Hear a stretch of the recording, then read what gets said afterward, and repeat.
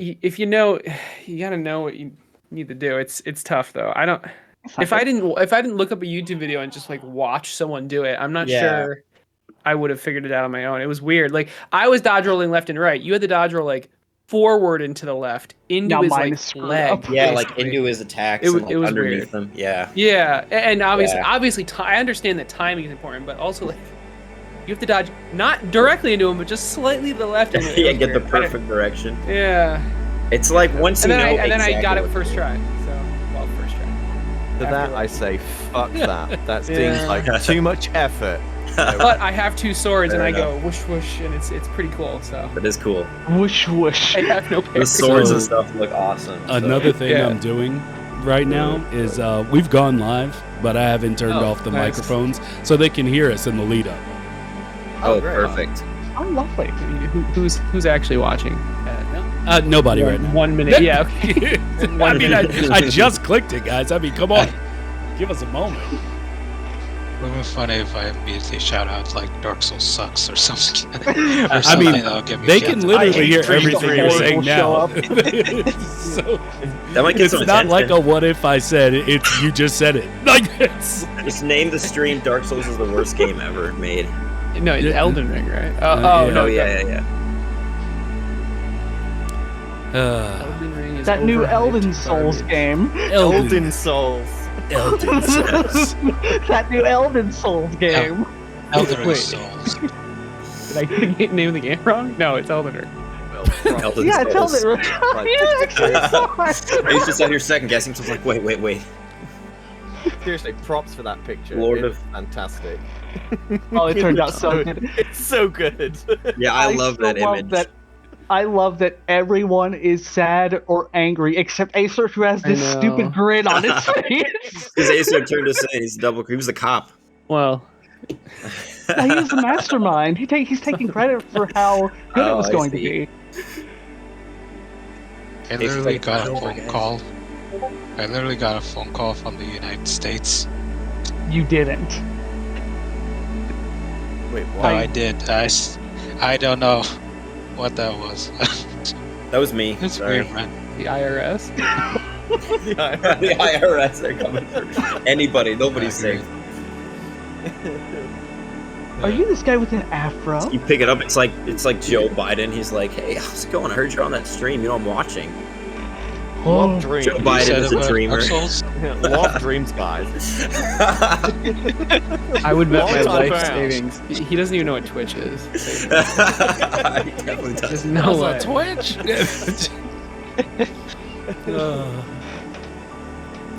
Well.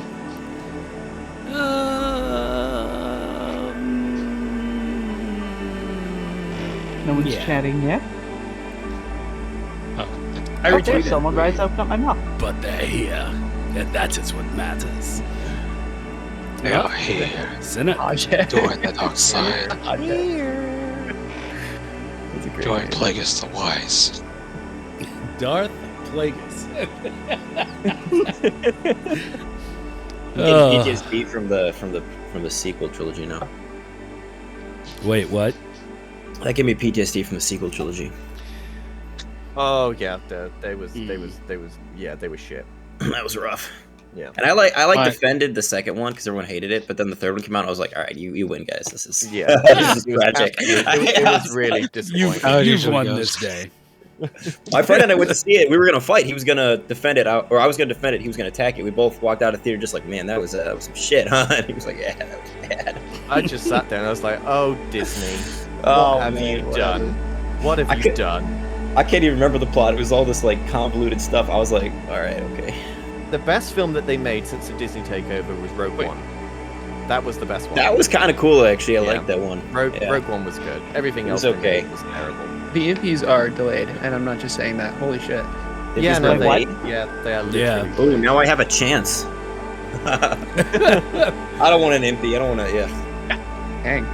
They got to recount all the votes. That's what it is. They gotta do a recount. I don't think that's Russia what it was is. involved. I'm not. so- I'm not Well- sure we want to get into. what it Okay, is, well, but- look, guys, I mean, it's- I'd it's- love to. but- it's time. Let's get through this intro and All right. let's go. Oh yeah, I know you can hear us, Karsten. That was on purpose.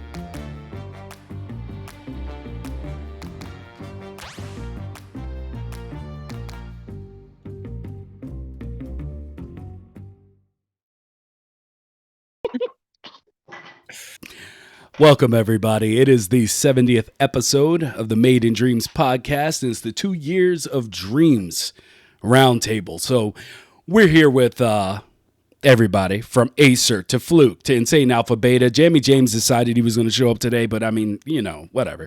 And then we have Char, I don't know. And as always, your host, Mighty Vicious. We don't have time to spare because we all know these roundtables take forever. So let's get Acer, you look so uninterested in being here. He's like, yeah, why did I say yes? I mean, I have full evening. I'm not playing Elden Ring in the background, but I could. As you put down the PlayStation 5 controller, I so just weren't you holding it. playing? It just feels good. I don't know. I'm not playing anything. He feels the power. All right. So, guys, as stated, this is the 70th episode. It's not a huge milestone, but it is because we have the Impies coming up soon, and I just wanted to pretty much take a temperature reading on how we feel and have felt about Dreams with its 2 years going. So I just want to get directly into questions today. Let's go ahead and start the full flow. Everybody knows who y'all are. Y'all have been on here recently or before. So 2 years of dreaming, more if you're a beta-cule. How do we feel about it? Beta. Underwhelming. I don't know. The community's growth has been the growth has been great, but the active players have been stagnant, which is better than decreasing. But That's true. you know, in hindsight, it's not super surprising because multiplayer. But Yeah. I don't know. That's how I feel. Kind of. As always, I love your honesty. I want more of that for this. I can, from everybody. But what about you, Jamie? What's your two? Yeah, I mean, pretty much the same, really. I mean, yeah, Dreams is More great. advertisement. More advertisement would be great, but we're not going to get that, so it's pointless talking about that anymore. Until multiplayer comes, I really can't see Dreams being in a position where it's going to get that huge growth push. So at the minute, it's just rolling along steadily. People are creating, some people are playing, which is good. Yeah, we just got to wait for the next phase of Dreams now before something big can happen. And until then, it's just going to be the steady pace that we've been going on for the last 2 years. Alpha Beta?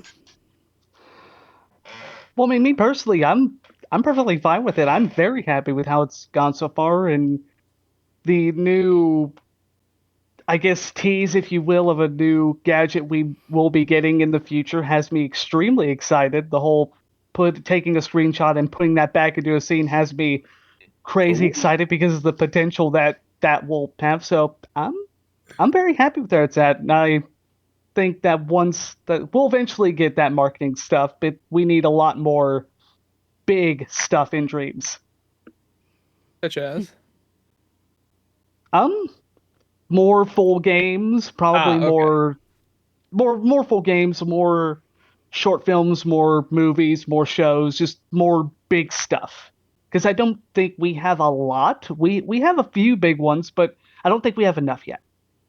I mean, that's understandable given the time frame that Dreams has been out. Yeah. I mean, give it another couple of years, and I think we'll have plenty of that. I still believe that there's people that are still working on their huge mainline projects since the beta came out, and I think they're not even ready for release yet. So once we get that big stuff, yeah. Like we started this year with Trip's Voyage already, so that's already another step closer.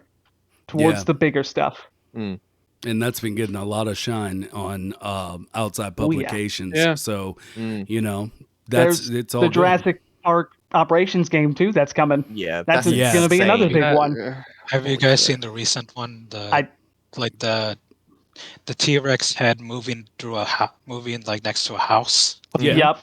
They just that looks that so like terrifying. It's so good though. Yeah, I literally have notifications turned on Twitter for that particular creator because anything I need to see everything and everything that they do because it's just spot on. Some of it you can't even. I think it's going to be like a game or a movie or what? Yeah, a game. It's going to be a game. That's like cutscenes. But like they've posted like I saw once they did a 1-to-1 comparison, like from the source material to the stuff that they've made in Dreams, and it's literally you can't tell the difference. It's literally the same thing. It's crazy how detailed it is. And the only difference is maybe the. How do I feel about? Dreams? You 2 years in Dreams. Like, sum it up for me. I don't know. I mean, like, not a lot has changed since Dreams kind of failed the like YouTuber influencer test. You know what I mean? Everybody played it. I mean, like Donkey played it. Everybody played it. Yeah. Everybody played it, and it was mostly like, hey, we can make some stuff, but we're not really interested in it. They played some stuff, but everything was kind of like, I mean, it was just more interesting to play like the really crappy stuff at that point because that was what was funny. Yeah, and there wasn't like anything that was like mind blowing necessarily, right? It was like stuff you might find on itch.io, but it's like, they've already been going to itch.io to find that stuff. Yeah. So I think we're kind of waiting like either like a big game to like if someone finds something on Dreams like this is amazing and then like Donkey plays it and it's really cool and everyone loves it, that could get a lot of attention. I think multiplayer would help a game like that where it's like a big game where people actually like want to come back to it. That might help a lot. But I mean, yeah, so far it's been kind of like the same thing since then. Like nothing's really happened. I mean, outside of Dreams, like Dreams just hasn't like blown up, but there's probably like less than 100 people watching on Twitch right now, so that's okay. It is what it is. I still enjoy working on it, but I guess like we're all waiting for something to happen, so real quick, if I may, I feel like if the influencer people played it now compared to then, it would have been a completely different story. That's probably true. Yeah, of course. Because there's a lot more high-quality stuff now compared to then. If they played it now instead, I feel like it would have been very different. I mean, a lot of them they would have played the meme games regardless of how many amazing games, And then others, of course, they would have found like some of the good stuff that exists now that didn't before. But I don't know, like PewDiePie and Jacksepticeye. Did Jack play it? Well, it doesn't matter, but they were specifically searching for meme stuff, and they would right now as well. But if there was multiplayer meme stuff, or just like do you guys know Danny, the YouTuber game developer guy? It's okay if you don't. I don't think I do. He has like 2 million subscribers. It's insane. He just makes like meme games that are all multiplayer and like physics based and goofy. And they're really popular, and playing with friends. Playing with friends is so vital because that's again something people can come back to. You're not just going for the experience of the game or like a story. It's like, which is a one-off mostly. It's like, hey, I want to like do better at this level with my friends, so we're gonna get on Discord and do it.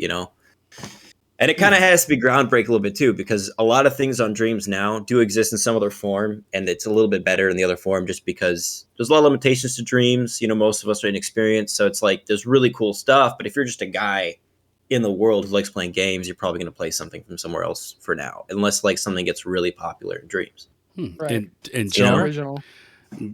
How do you feel with your 2 years in Dreams?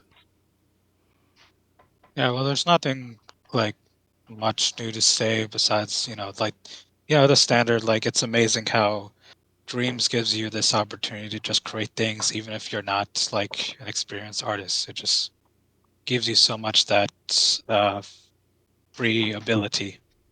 I kind of want to go into like what kind of Feely feels in the sense my experience with the overall community, like other communities in this community.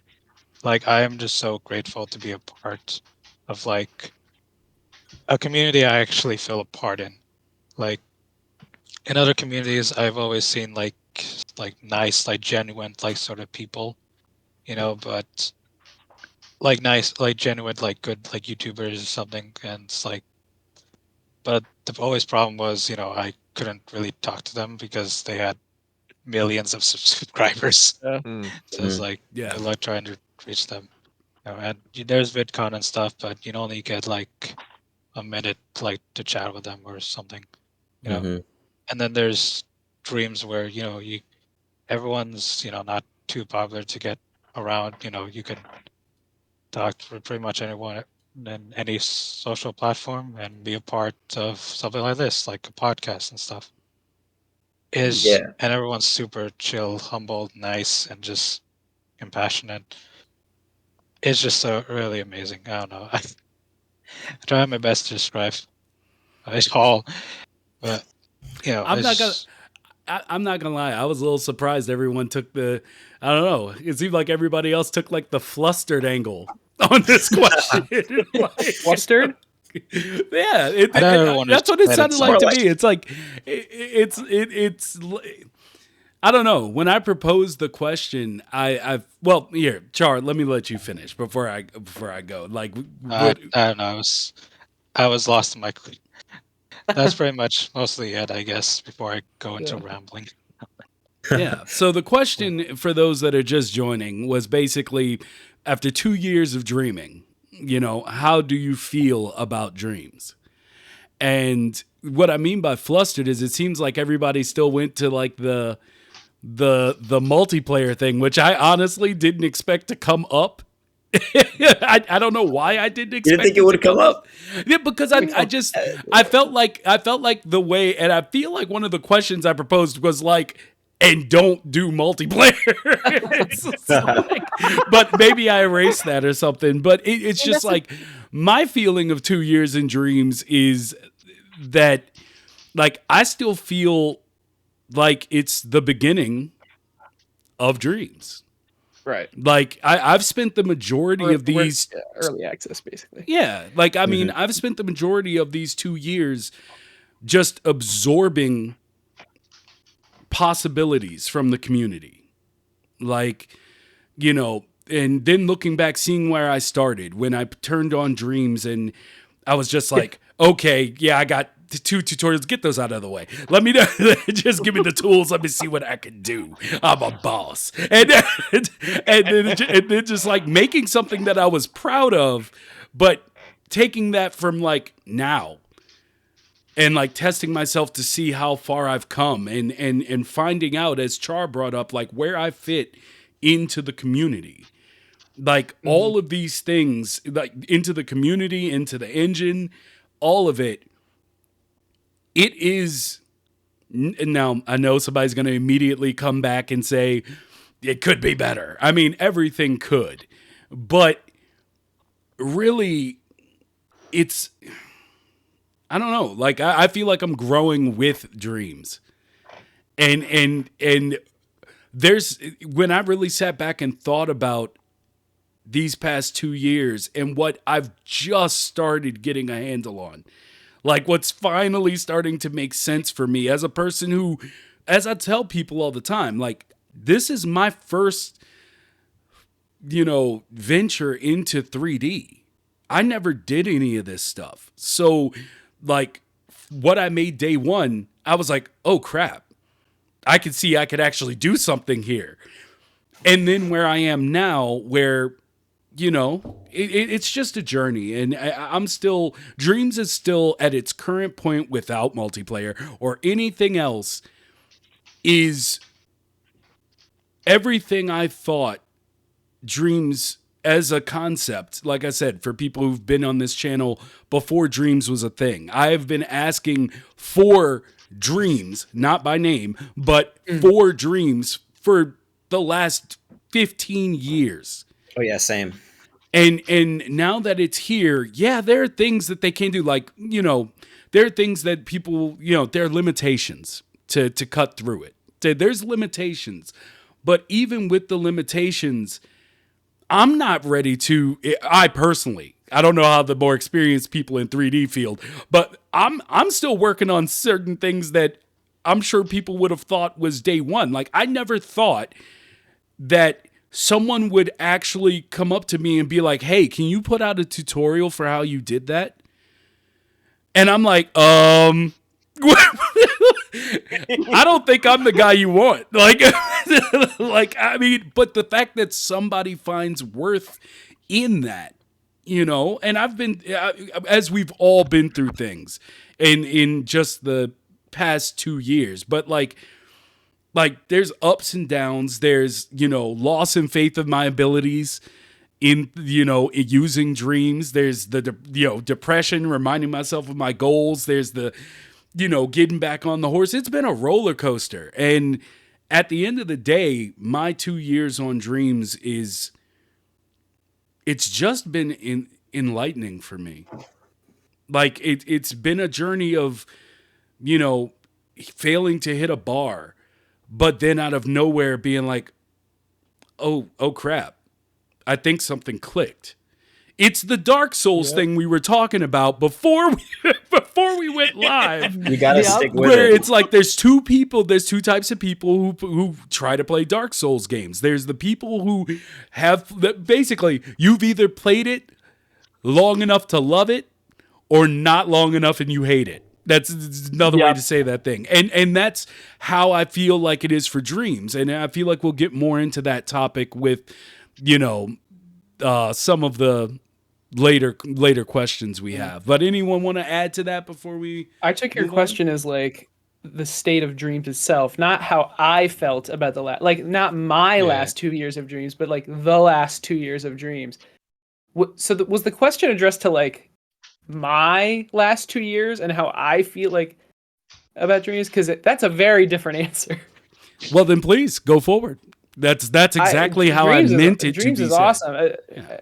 It's everything that I've wanted in something like this and more, actually, aside from the lack of strings, but I don't want to talk about that ever. But oh god, that would be nice. Yeah, like it's exactly the type of game I wanted to like get into and immerse myself in. I just wish the community was large enough to sustain like a YouTube channel that that isn't. You could just grab some strings from the other Dreamverse or sculpt them, right?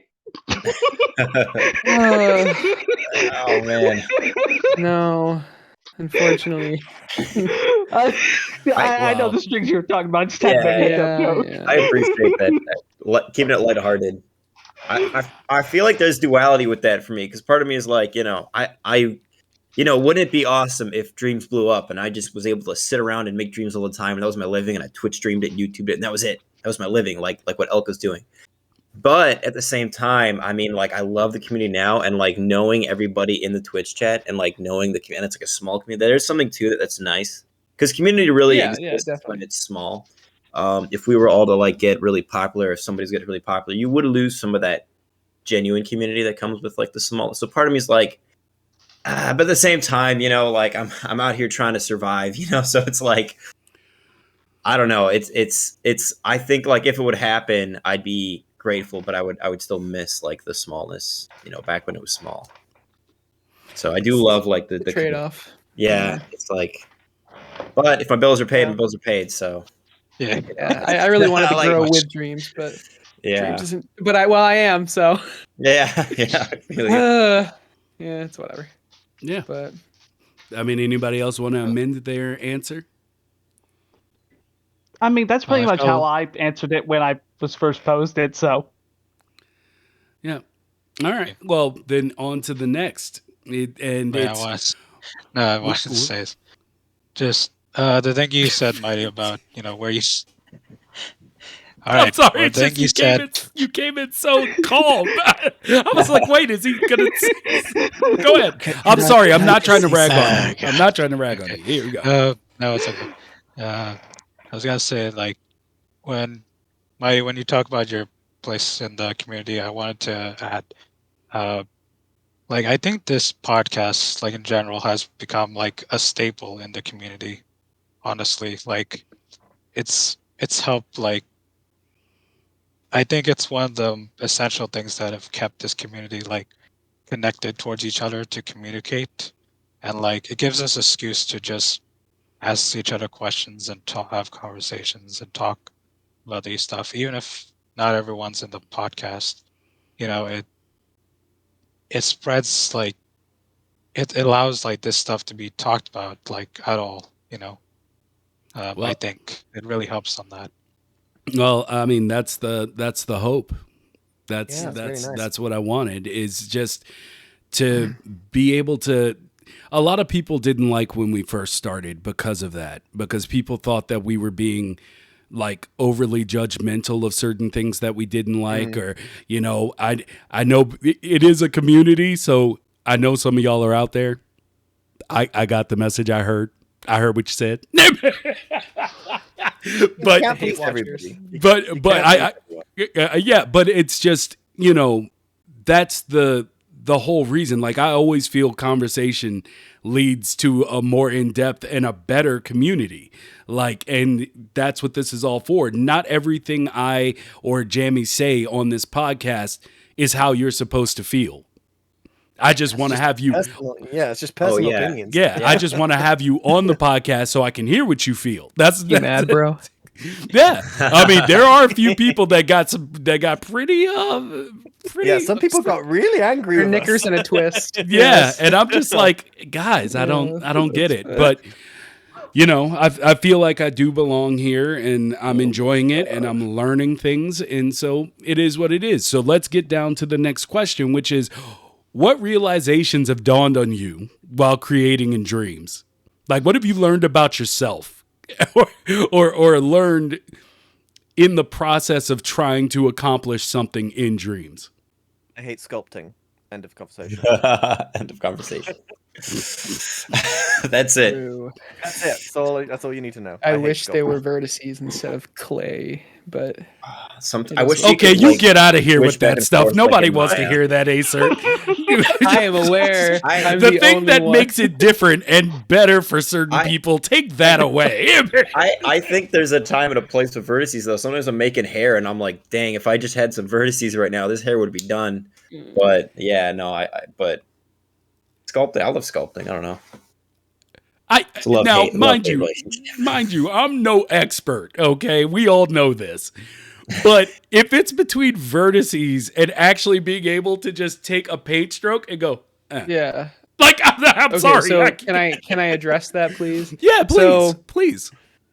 With clay, and that's what I'm calling dream sculpting. With clay, you can do pretty much anything. There's no limitations, and I'm not good at it. So it's very clear that I'm not doing it well. With vertices, that's why I prefer like a low poly style, because there's not many. You just like place little points, and then they're hard edges, and you can make good looking things without too much difficulty. And it's hard, man. It is hard. That's why I like and this is why I have the that's issue. What I've learned. This is why I have the issue, though, is that if that's what you crave, you do make games in other like you're actually, I think, I could be wrong. Someone correct me if I am. Yeah. But I feel like you're the closest to, well, not closest to, you are a game dev. You have things on Steam. Like you have created work. The traditional vertices thing works for you. It does. It literally destroys my will to want to do anything. Well, because you want to make things that look like realistic. I assume, like you're doing movies and stuff, right? With people, and you don't want to be blocky. Bro. Wait, why does it destroy you? First off, don't diss the vertices, bro. I am very much all about, well, film, but right. I was a graphic artist and am a graphic artist first and foremost. None of my drawings are realistic. None of them. Like, I can do it, but I don't, because that's not what I enjoy, which gets back to the realizations thing. But that's just it. I'm not all about looking realistic. I mean, for me, it's just when you're dealing with vertices in the way that something like Blender works, it feels like, and this is why I think those things benefit you, even if I'm not trying to say anything that's a diss, but no, please. Those programs, as I've stated before, those programs are made by mathematicians. Like that, they're literally a math simulator. So for someone who works really well in programming and logic, such as yourself, that makes sense. To my mind, the purely graphical artist mind, that is the most annoying thing possible when it won't just do what you want it to do, which is why I think Dreams is great, because it doesn't make you go, okay, I'm going to connect these vertices. It's like you have the basic shape and you can manipulate it, which is how is how all of drawing works. Everything is broken down into basic shapes, and then you just chip away.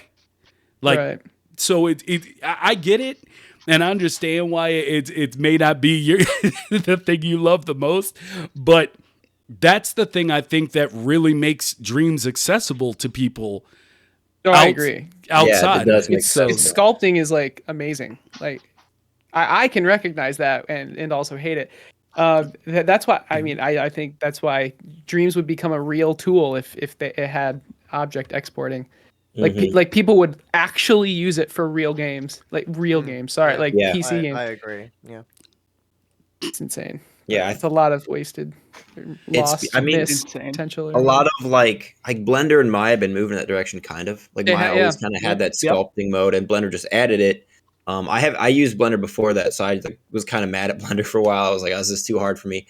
So I'm gonna probably try it again. But I think Dreams is such an amazing tool. I mean, as a game engine, it's actually like the fact that it's intuitive, but also does all these things, right? It's got like built-in redundancy. Like if your PS4 crashes in the middle of you working and you turn it back on and get back on, you're right where you left off because it knows to save it, which is amazing. You have to set this stuff up yourself in a regular game engine. And for me, like sculpting, because I'm an artist and I enjoy sculpting. And I did some 3D before, but like not a lot. I do 2D, just art, my tablet and stuff.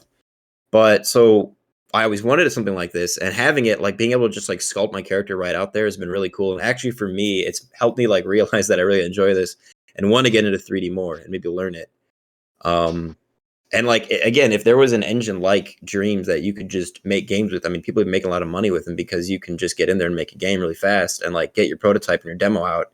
And I think a publisher might send you some money for it. So, I mean, it's an awesome tool. And for me, it's like helped me find like a thing that I really love, because I've always wanted to make 3D games, but like, you open up Unity, it's just like, oh my God, and then you're like, whoa, there's a lot of nodes here, there's a lot of buttons. And I'm like, oh man. Yeah.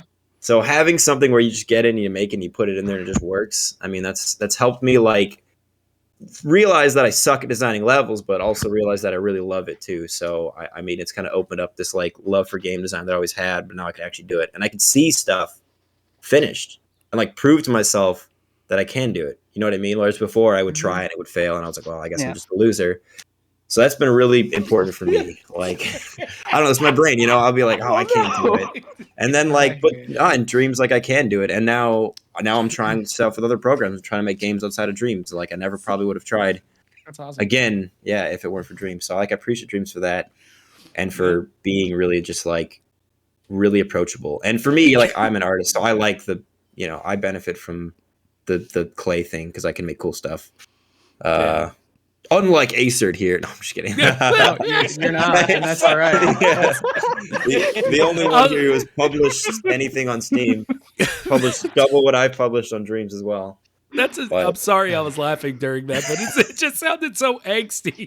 No, I was joking. It was a joke. I was a jab. Dad was right. I suck. No, I'm talking about the statement. He was right. I can't about anything. It's hilarious. And I love how Aecert makes the stuff look like that. Like all of Aecert's stuff looks like it was made with polygons, which is actually so hard in Dreams.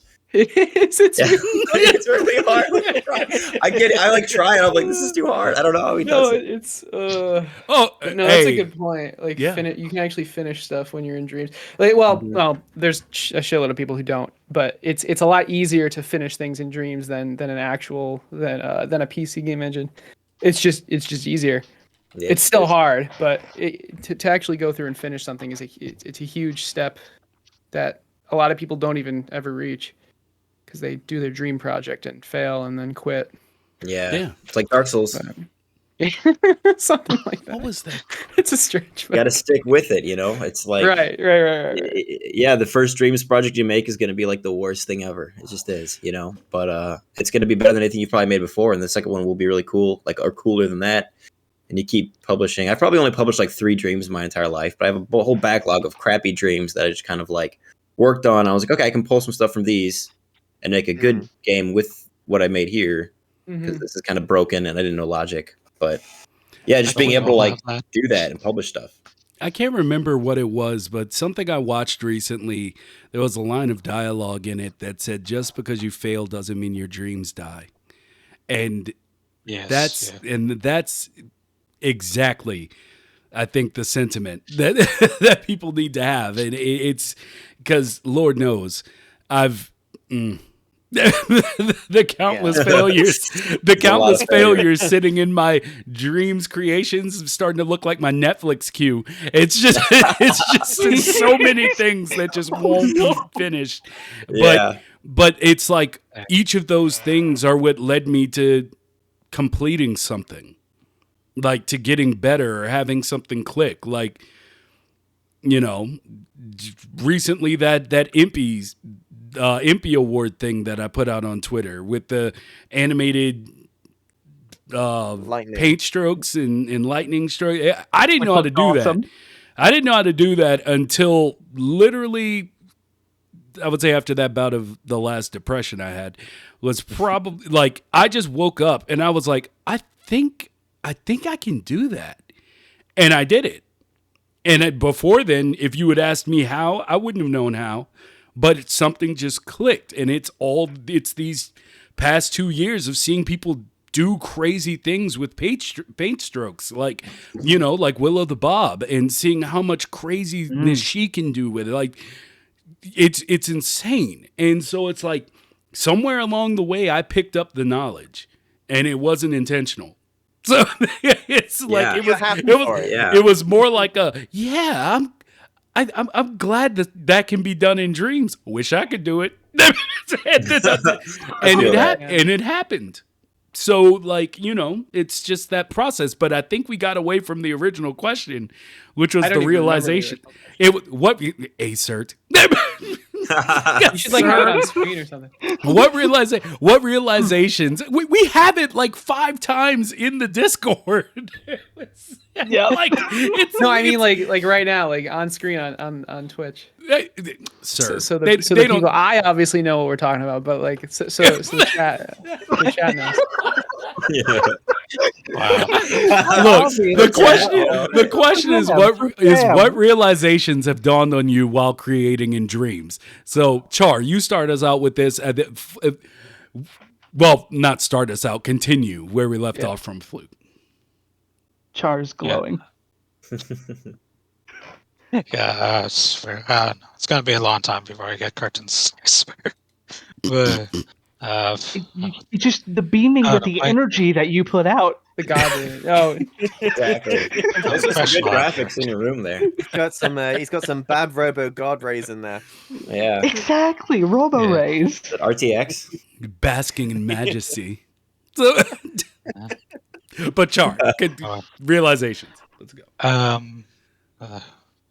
don't know. I put in my notes for this one is just like the realization of how unreal like dreams is. Like, it's so hard to grasp, but it's an actual like thing, like come true, where you can just make what you want to make, what ideas from your head, and you can just relinquish all those ideas out using dreams. It might not even be the best quality, but it's like you can still make something pretty decent than just some like, then let's say you do on even like a very good program like Unity, like you make your ideas there, it's gonna look like absolute crap.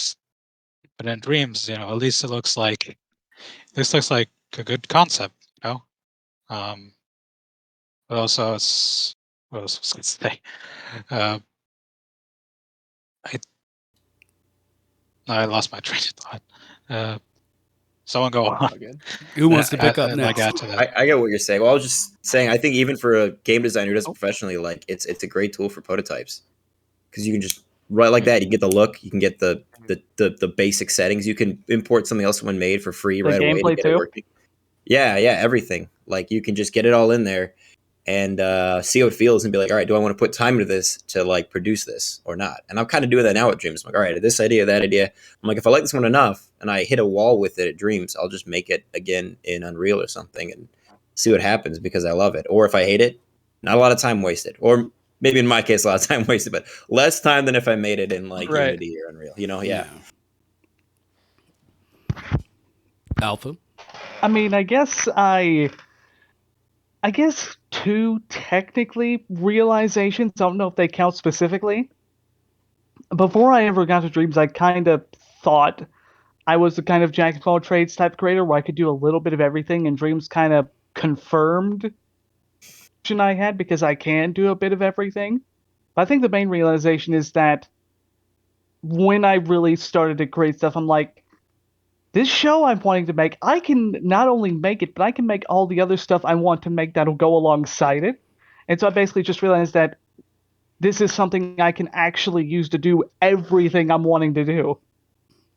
And that makes me very happy. Yeah, that is really cool. As it should. Yeah. Yep, Jamie? That's why I had mentioned... Oh.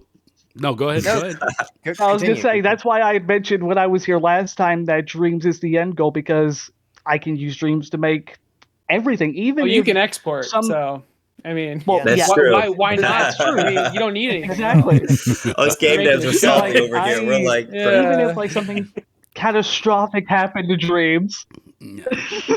even if something catastrophic happened and like we lost the ability to publish creations online, I can just put the show on YouTube. Like there's nothing that can stop me from making this happen, no matter what happens to Dreams in the future. So I guess that's a good point. that I'm like, even if the servers everything I'm wanting to make. Mm-hmm. Yeah. Even if servers go down, I can still make the show. The show can still thrive and prosper outside of Dreams on YouTube. Yeah. Like I said, that's why when talking about exportation, I kind of slowly slide back into the background because I'm just like, it doesn't affect me like everybody else. So I'll stay out of this. I want to mention a scary thing. I'll slide back there with you, Mighty. Sorry, chat. But I guess I could use Dreams to make prototypes of that and then make them in other things once I eventually get a PC, however long that'll take. Char? I was going to say, if the servers do go down, like after 10 years, then that just means we're going to have to rely on the 1 gigabyte like local save data. Oh God! Oh, well, you know what? That's a problem. That's not my problem now. Yeah. You know. I'll be playing Dreams 3 by that point. Dreams 3. Dreams 3. We don't even have Dreams 2 yet. I'll be playing like the Dreams like PC. Someone's gonna make like a Dreams like PC engine, right? By that time. Or the other engines will get closer to what Dreams is. Yeah. Right. I'm sure there's it's like how it has everything all in one. But exactly. I don't know. Someone in chat that young gamer just said, "Did you see the Unity prototype of Dreams that Mark Healy showed on Twitter?" It was so cute. Not. It was adorable. You're not missing anything. But somebody throw me that link in the Discord. Oh, it's All-Star. Welcome. It's like if you took 5 hours to make Dreams. All-Star. 5 hours to make Dreams. That's what it would look like. I'm not joking. It was pretty funny. I'm gonna open it up. It's not a Dream. It's not like Dreams. It's not like an engine. No, it was like a UI mock-up kind of thing. I see. So, Jamie. Wait, Char, are you? Char, you need to spit this out, sir. I want to give a positive note to because you technically can still export games outside of Dreams, but as pitch material. You know? Right. Mm-hmm. If you want to pitch your idea to a gaming company or something, you have the backing to prove that this is an actual like this could be an actual game with like mechanics that would work on any other kind of game. It just it doesn't prove that you can make it, but it does prove the concept of the actual game. It does prove the concept. Right. Yeah. Although they do like to see that you have like actual work done in the engine that you're working on. It seems. Yeah, and you know, you may not have the biggest analytics for it, but you can still gather analytics for it.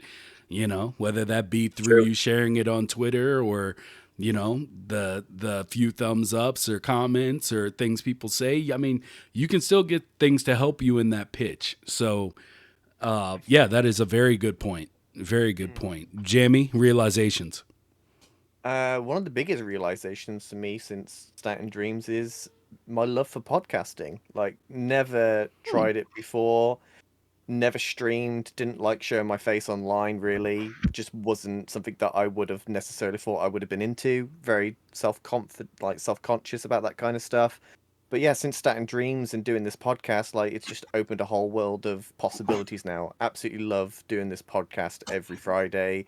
I want to start streaming more, like doing Dreams plays and stuff, so we can sort of showcase all of the cool stuff that people need to play.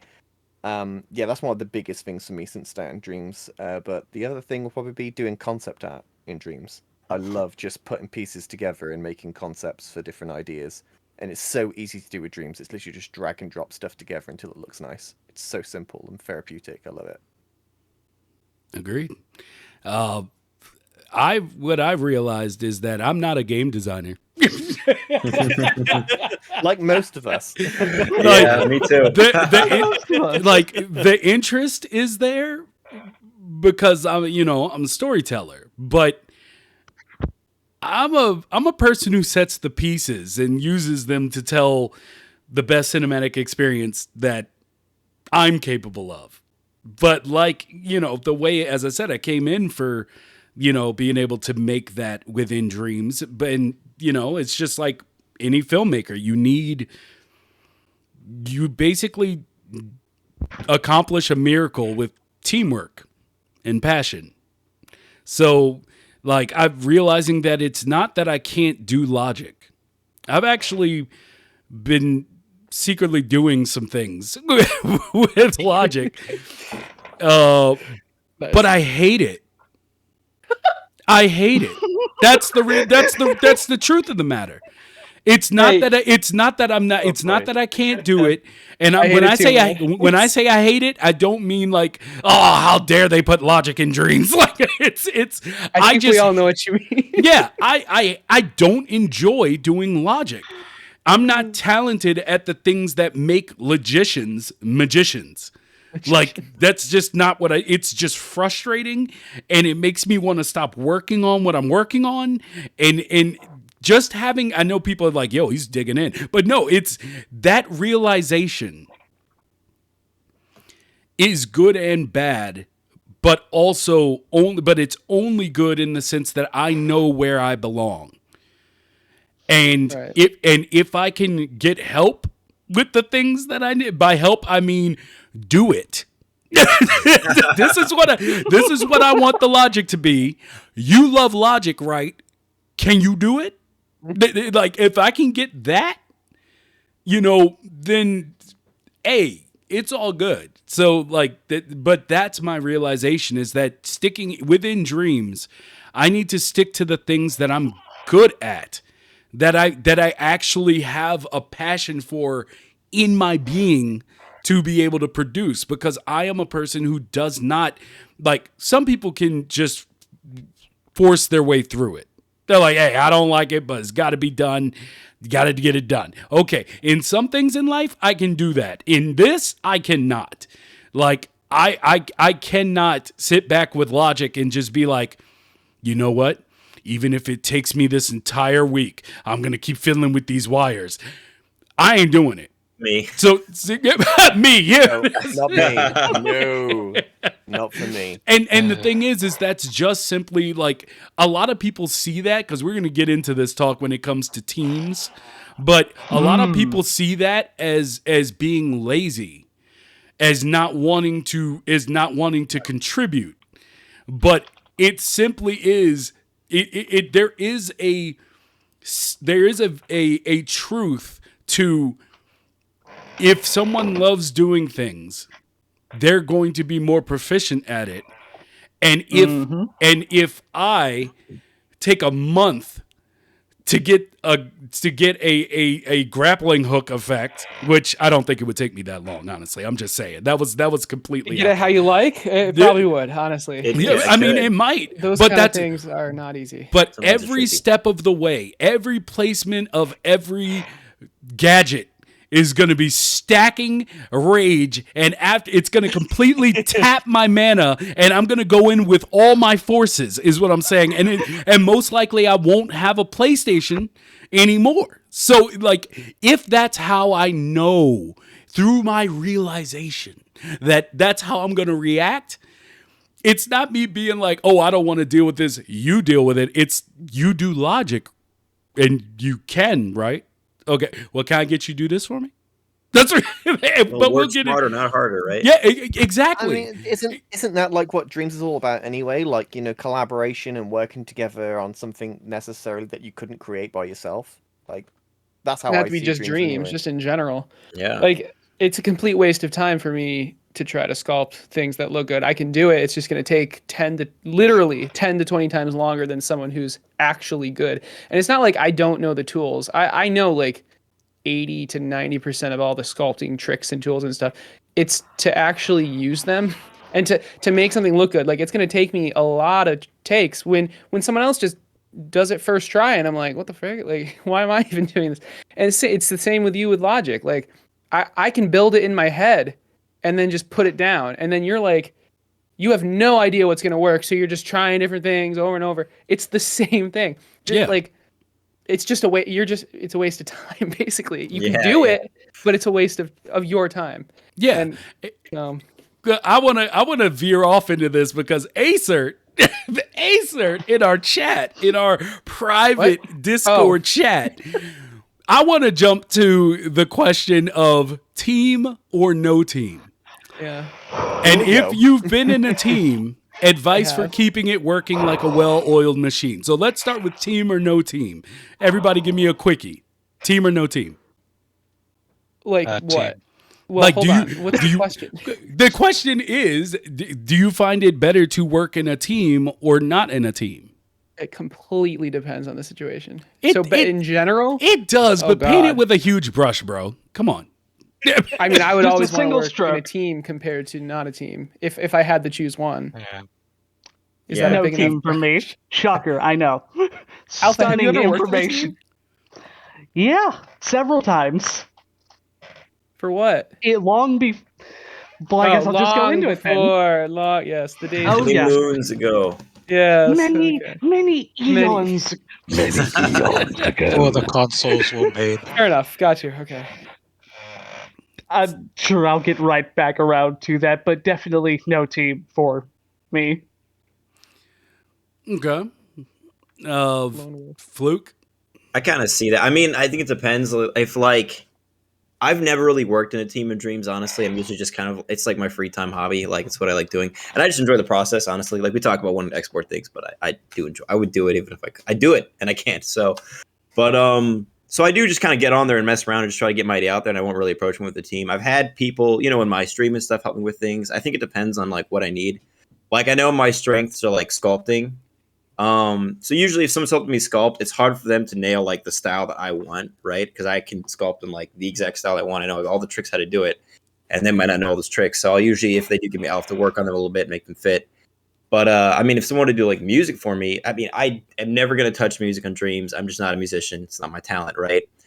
Even Logic, like I can get some good Logic working, but ultimately it's gonna be messy and definitely not as clean as like Acert's Logic. So like if someone helped with Logic, I'd probably be open to that, which can be hard when you're halfway through a project because now you have all this broken stuff they need to work with, and then like they need to fit their stuff in. But I think like if you find the right roles, I mean, I've started working on an indie project outside of Dreams, so I've got like a composer helping me and like a developer helping me. So like that's really like, and like having a team makes you actually get it done too, because like now other people are relying on you, they're waiting for updates, so you can't just like take a month off and just never work on it.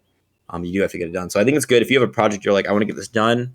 I want it to be like clean. I don't want to spend a million hours trying to get something to work. I don't know how to make it work. Like I think it's good. In Dreams, usually I just like pull music from the Dreamiverse that already exists, and then just try to figure out the logic myself, and it takes forever. So I'd probably benefit from like getting some people to help me. I haven't really been as active. I've been messing around with some projects, but like I haven't been as active lately. But I think a team is a good way to go. But if you do have like a vision, I can see like just not wanting to mess with a team. And especially if, Insane Alpha Beta is like the jack of all trades. If you can do it all, I mean, just take your time and do it all. And it's going to turn out exactly how you want. I get that. Like when I'm making comics, I do everything. I don't want anyone messing with it. So I get that too. Jamie? For me, definitely team. Purely because every idea that I have is too large scale to do on your own. But the most important part is finding a team that sticks. That's the difficult part, is building a team of people that can actually pull off what you want to create, and everybody in that same frame of mind of the end goal of what you're trying to create is difficult to find in any situation, regardless of dreams or not. Regardless of dreams or not. Yeah. Yeah. And Char? I would go with team, but which I know sounds ironic because I mostly do most of the things myself. But I don't know. It's just like a reason why I have not like been pushing out like trying to get a team is it's like that. It's like this weird idea. It's like who am I to expect like people like willing to take their time to take any of their time to work on like something I'm making, and without like payments, so there's that kind of thing where it's like, I don't know, I feel kind of guilty almost, or like I don't expect anyone to join me or to be passionate enough or be passionate at all about the stuff I'm making really to want to be a part of a team. I feel that. You'd be surprised though. Yeah. See, I mean, just to get kind of go in on that, because I posted a bunch of polls for people who saw them on Twitter. And one of them was basically the idea of what's the hardest part of the Made in Dreams workflow. And the one that won was ideas are too big, which I think also plays into the other largest percentage, which was technical know-how. And the one people commented on the most, even though it was third, was it's hard to find a team with the lack of certain tools coming in. And I bring this up because that point you just made of like you not expecting anyone else to be as, amped up about your idea as you. And Aecert came into the Discord talking about just get a team. I don't think he meant it that way. I believe it started when he said, it started when you said, I want to know why Alpha refuses to work with anyone. Ah. Yes, I do remember that. Thing I would like to know that, actually. Okay. Well, because I get it's hard to find people, but yeah, let's say you do, hypothetically. You find an animator that completely is with you 100%, that wants to see this made, and some composer or something that wants to make music, or I don't know, just you find you find a couple people that like will be with you 100%. You'd still say no, and I'm curious why.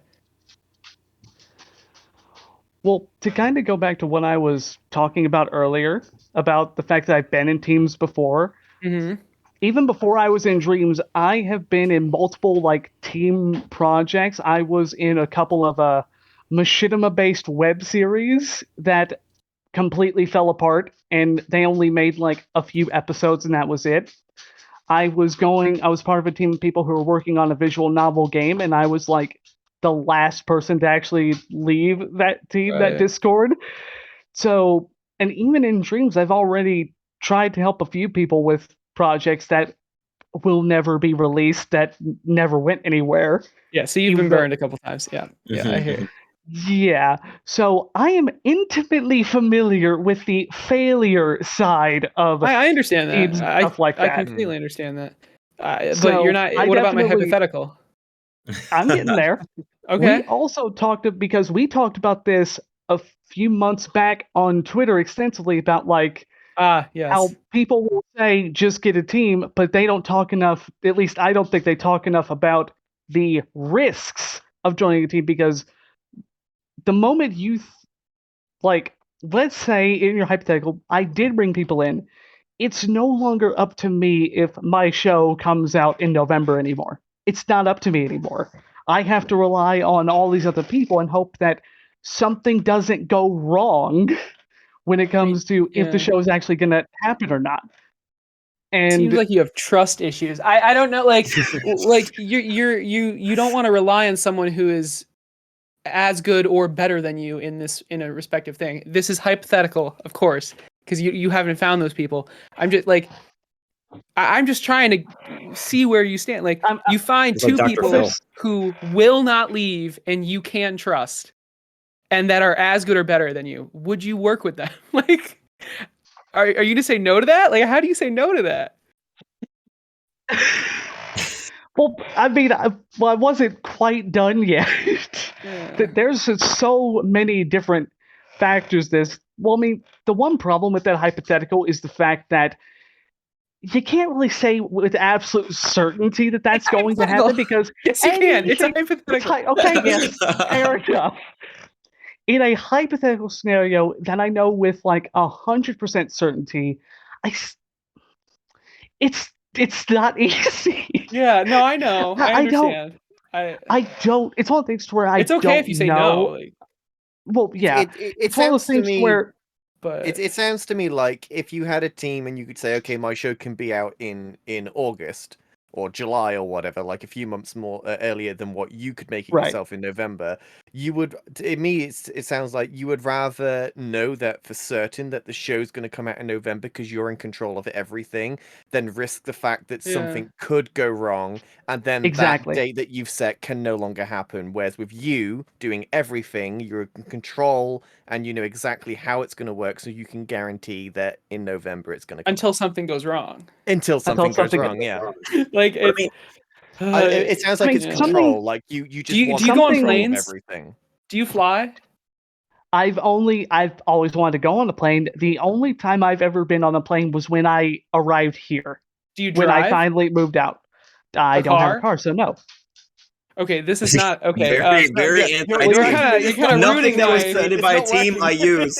I built this house myself. I built the tree myself. I could see the analogy that you were going for, Aecert. But he doesn't do either. I have no idea what analogy he's going for. I have no idea where he's going with this, but I'm so When curious. You're driving a car, you are in complete control because you are driving it. When you're riding in a plane, you have no control. A plane is safer than a car.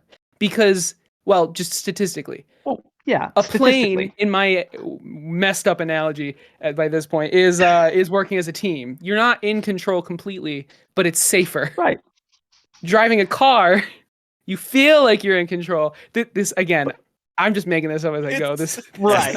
That's not analogy.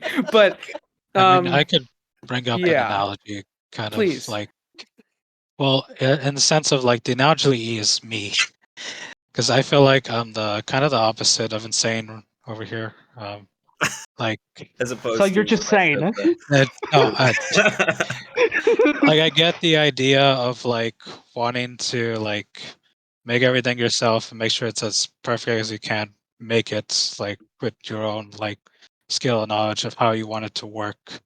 But I think you can still do that regardless, like if you have a team or not. Like my method is basically, okay, I try to do as much as I can myself, you know, and then I get other people to help me just like freaking polish it. Because my main goal is to make sure at least it's good. Like I want it to be as good as it can be, you know, not just from my point of view, but you know, just of what actually is good, like quality, you know.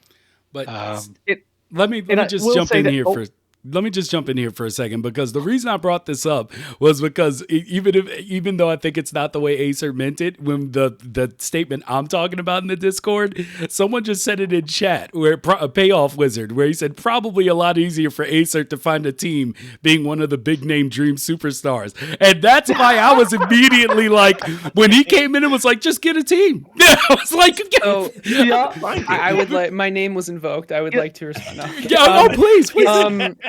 It's easier for me to get people to work with me, but it's not shocking. It's still insanely hard to find people that are like as passionate as you are to work. And so like it's still hard. No, that's the point I wanted to talk to specifically on this, because DJ Frags brought up on Twitter. He said that finding an inspired team is difficult. And the way I responded to him was that it's hard to sell people on something like that, because it's asking that they see as much potential in your story as they see in their own creations. Usually takes money to make that type of persuasion work. And that's kind of where it comes from like my point of view when it comes to teams. Because coming from the filmmaking aspect, it's completely about a team. Because you are pulling off, and I think it's the same for a game, especially what I know now. Like, I always knew that making a game was difficult, and Lord knows I had no hope at programming anything, but I knew it was difficult. But the appreciation of having, like, seeing people who even can do logic and build these systems that make these games work, like, it's insane. Which is why I know that it's like, yeah, don't ask me to build a system. But it is hard to find people that see your end game and in Dreams also don't have 10 other projects they're trying to work on. Right. Yeah. Including their own. So I'm not saying, like, when I bring up this about teams, I'm not saying to anybody out there, like, shame on you for not helping anybody. Like, it's nothing like that. It's just, I completely get it, because normally in the world that we've all been raised in, the only time you really give your all for someone else, idea-wise, is when they're paying you to do it. And that's just the truth of the matter. Or there's a rev share. Yeah. But I'm gonna tell you, I'm gonna tell you, in case you do feel that way, about being in a team, and you're like, well, look, I can't be asked to do all this work. I'm not getting paid for it. Blah blah blah blah. I completely understandable. Walk away. You've done nothing wrong. Nothing. But would anybody mind if I tell a story? It's going to take about 7 minutes. But can I tell a story? Oh, don't worry. Can I say something really quick before? Yeah. Say something before I get into this. I think it's important to differentiate a team and like an actual, like, a team where everyone feels like it's their project, and then like helping someone. I think there's a huge difference, and a lot of people just want help. But to actually be a part of like a team, the team members need to feel, well, they don't need to feel, it needs to be their project as well. And if you have a project and you're trying to get team members onto it, it's hard to have them feel like their part. It's hard for them not to feel like they're just helping you with your project. Yeah. So you either have to get them in on the ground floor, like when you start, and then you all have to agree, or I don't know. I pay them. I don't know. It's hard. It's a really sticky situation to be in. It's hard. Because what's the end game? Like you have to let. Yeah. There's no money. You've got to feel that it's theirs. Otherwise, it's them working for you. That's ultimately what it feels like. For free. I completely agree. You've got to have that situation where it's everybody's, and it's not, okay, well, this is what I want you to do. I need you to do this. I need you to do that. I want you to do this. Like, that's just, it's not going to work. Yeah, people but there's also hang-ups for free. There's also hang-ups in that as well. Yes, there is, because there has to be some form of direction. Otherwise, the project isn't going to get anywhere. So it's a balancing act, and it's so difficult to pull it off in a way that works for everybody. Yeah, it's really difficult. It's a miracle. When there's no money involved, it's like So let me tell that. It easier. Let me tell the story. Let me tell the story. And don't worry, I won't forget what I was going to add because I still have other parts of why I'm not going or why the whole no to thing. But go ahead, I won't forget. Sir, how long is that goddamn explanation? like you had 10 minutes before we even got sidetracked. 5 hours later. Okay, so let me tell this story. Let me tell this story. All right. So after college, I basically was at this point where I was like, okay, I want to make movies. I want to do this. I need to start making moves to try to go in that direction. And one of my friends actually got into LA Film School. And so he was out there. He was about to finish up and graduate. And he was like, bruh, come out here. Let's do it. And I was like, okay. So, I mean, I had been talking about LA for like 2 years. So like everybody around me was like, you're not going to do it. And and literally he said, come on. And a week later I was in LA. Like that's how much I threw everything I had away. Are you in LA right now? No. Okay. No. Just wondering. All right, keep going. But it is a spoiler. But basically, so I go out there, and one of the things I've realized in LA, it's one of the most valuable things I realized in LA, is that everybody wants to be Hollywood, but they want it in title and money, not in actual creation. Most people don't realize, and it's something that a lot of people do, so don't think I'm attacking anybody or anything. I took so many valuable lessons from that excursion of life that it's worth it to me. But basically, I was living with I was living with 4 directors, a sound engineer, 2 camera guys, and the sound engineer met some interesting people. But basically, we had everything we needed, including still access to LA Film School. And I was out there, and the entire time I was like, guys, can we make something? To the point where I literally said, guys, look, while I'm trying to have conversations with people doing things that I can't say because it's against TOS. So there was some shady things happening around. But basically, it came down to the point where I was like, look, you need a short film. I will create one tonight. I will go in the back room. I will write out a 45-page script. Let's do it. As long as one of you can tell me that you will actually go over it, work on getting it made. Let's do this. I'm not out here for a vacation.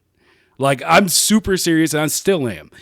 So they were like, yeah, dude. I don't know if it was a 420 haze that made them agree, but they were like, I had to take my opportunities where I had them. So after that, I do it. I spend one night, and I just straight up put out a short film script, and I still love it. I still love that script. And basically, nothing ever happened. Yeah. But they wanted to live the Hollywood lifestyle. And so basically to wrap this all... What's happened? Where am I? What? What happened? No, I had that glitch too. Sorry, I was panicking. I'm like gone. And I don't know where I am. Y'all know y'all can't do that. Y'all know my blood pressure in the settings. Y'all know you can't be doing that to me. Fine. Let's just keep finishing. You glitched out for a second, but it's fine. Not on my screen. Okay. Anyway, anyway, the point is that it dawned on me from that time, even when I moved back, and I moved back with tears in my eyes, guys. I mean, real talk. Like, I was heartbroken. Because literally, I've talked about many times before how, like, before this podcast, like, all my hard work has never amounted to anything. Like, I've tried so much. I've killed myself. I've put myself in the hospital with 24 hours to live. Literally, doctors telling me if I didn't come into the hospital when I did, I was going to be dead the next day. Like, I've worked myself insanely hard to get anything to work. And the podcast is literally, this is the first time it's actually worked out. So I'm incredibly appreciative of everyone that comes here week after week to hear what we do, what we talk about. But back to the realization. Most people want to get paid before they do the work. But here's a secret. All right? I'm going to let y'all in on something here. There's no easier way to get paid than to actually have a product to sell. If you have a product, yeah, you may have had to work for free for it. Yeah, it might have been a lot of hard work. But there is way more guarantee that a lot of the things people want as far as the fame and fortune, you only really get that when you have a product to sell. And I would, What'd you say? Does that include concept art? What do you mean by product? Yeah, when you have a product, for instance, like a finished product where when you go to someone and say, do you want to invest in this? If you already have the product there, that is a huge leg up, even in the back rooms of places. Because they already have something that they can put forward. You're not going to, just throwing out a random name, you're not going to Netflix and saying, hey, this is all the storyboard and art and stuff for this thing I want to create, but I need your money to make it happen. Yeah. When you have it, and like I said, this applies a lot to film, and I can't speak on gaming, but I do know that we've had an instance of this show up recently. Apex Legends. When EA acquired Respawn, they basically got Respawn, was about to set them on something, and then was like, hey, Respawn showed up and was like, hey, we've been working on this thing. And they're like, what? And they showed them Apex Legends. And EA was like, oh, well, yeah, let's go ahead and throw that out. Now it's Apex Legends. We know what the hell it is.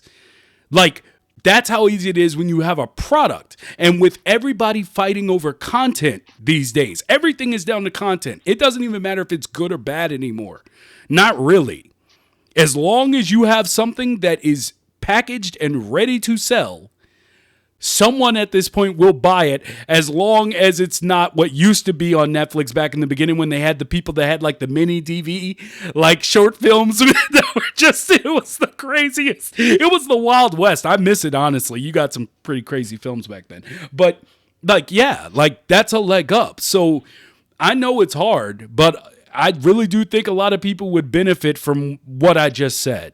Like sometimes you got to put it in before.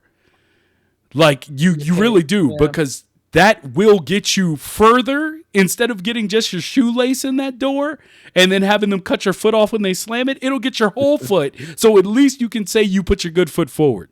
That's all I'm saying. So that's the end of my story. Insane Alpha Beta. Please continue the epic of why you don't work in a team.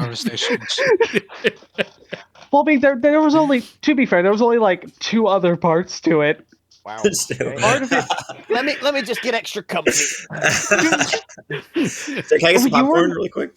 You weren't already comfy listening to Mighty's story. Shame on you for not getting comfy for his story. But the other part of it, I guess, would be the creative side of it, because I've wanted to make this show for the last 8 years, and I've been so, like, in this world that I already have a pretty good idea in my head. What should it look like? What should it feel like? And all that. And so handing over that to someone else, like I said before, I'm kind of a jack of all trades. I can do a bit of everything. So I'm already doing most of the show, like the environments, the music, And so let's say in Acert's hypothetical scenario that I do bring someone in to say, make the characters. What if they don't look like they belong in the environment that I've made? Well, Suddenly, I need to spend a bunch of time to work with them to change the character to get the character to look the way it should look. Would then you, you're not would really you spend behind. more time helping them or doing it yourself? I'm There's a there. correct answer to that. It would take less time to help to just guide them than for you to just make it from scratch. And if you're not making it from scratch, you can be doing other things. So I'm not done yet. Oh, please. I just had to address that before to go. Which I was also. We still had like 7 more questions to get to. Right? I got like go through 3 and 4. That's why I'm trying to be as quick as I can, but Aecert had to keep going. Well, it's easier to address anyway, things one by one, but please, well, what's your true. second thing? The final thing. But right. Well, I mean, I wasn't done with the. I was going to Do you have a say PowerPoint? the time I could spend helping them with all of the characters, I could also spend learning how to do the character myself, so I won't have to need anyone else to help with the characters. And because I'm already someone who can do a bit of everything, I find a lot of value in just learning how to do it myself. So I could just add that to the list of things that I can do everything for. And so I no longer have that to worry about. And also, making this show is like my goal in life. Like making the first 7 seasons and bringing it out is like the thing I want to achieve, period, in life itself. Mhm. There's no one that's going to be as passionate about this as I am. So finding someone to be that Very dedicated is going to be like impossible. I agree. Then that's like, there's other reasons, but those are the main reasons why I'm basically going it alone. That doesn't mean I wouldn't bring people on to help with other things. Such as If what? I'm busy working on the show, I'm not going to have time to work on various short films or games. So there you go. All right. So, Acer, you look like you still have more you want to say. Yeah. No, I'm just super confused about the last part. So wait, you're making the show and you're making other stuff? Holy shit! All right. Yes, he is. Yes, he is. Yeah. Go back and watch Go back and watch the podcast with him. It was recent. No, I did. I watched the whole. Apparently- I watched the whole Yeah. thing. I watched the whole He's thing. working on side stories and all types of. I also literally have time to spend every single day and all day working on stuff. Yeah, so I know. I'm very I know that. fortunate. So let's speed through this next one. Is it better to have many? Well, you know what? I'm not even going to start there. Let's start with the question before. For those that have yet to take the dive into creating in dreams, what's something you wish you had known first starting out? I got a controversial one for this. Ooh, controversy. Uh-oh. Okay. He's bringing energy. I Don't get too excited. I wish I had done sculpting earlier in dreams. 1 second, guys. Mm-hmm. Oh, no. You Hey, can it's just keep going going. AFK. Yeah. Okay. No. I wish I had done sculpting earlier in dreams because I think at least being decent at it, it's pretty easy. Which I know it's going to sound confusing to a lot of people who, because before I went into sculpting, I had this idea like, is it gonna it's gonna be impossibly hard, like as I don't know, Unity or Unreal, or the reasons why it's hard on Unreal or Unity is the same reasons why it's gonna be hard on Dreams. But what I found was just a few techniques that kind of help it really to be easier, which is like just use a lot of like the smear shape tool, like just mess around with that. And also mess around with the blend amounts, and then use a trick called copy and paste. Like I've seen Martin use this trick a lot, where you use like copy and paste. Like say a hairpiece, you wanted a certain shape, and then you just have that kind of similar to the shape you want it to be, and it's like you copy and paste that to the side, just copy back and forth. And yeah, you also don't forget about using subtraction. But the other last thing is that obviously use references as much as you can. Whenever False. I need to listen. False. I never use references for anything. Me neither. but It's best to. And No, it is. It is. Be creative with like shapes. Like try to look at something or look at what you want to make and try to think of like, okay, what shape do I need to use that kind of resembles this? You know, you might not have perfect like straight lining, but it's, you know, it's best to at least try and use those like things I just described, and you'll get a lot better with sculpting. You won't be making like Picasso or a realistic face out here, but it's definitely you'll get somewhat decent at maybe manipulating like assets and stuff, at least. So, Yeah. Sorry, we're during work hours, so yeah, it's fine. It's fine. Can you give me like a TLDR? I missed the entire thing. Basically, I said sculpting was easy. Okay.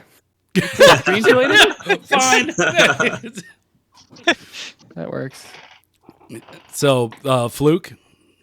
Oh man, there's so much. Sorry, what's the question? I'm so sorry. The question is what's something you wish you had known before starting out in Dreams? Great. Yes. Good. Okay. Fluke. Yeah. I don't know how I'm gonna answer this. I've been thinking about it too. I was like, I don't know. I feel like okay, starting small. Okay, let's say you have a vision for a big project. Even then, you can always break it down to like a microcosm, right?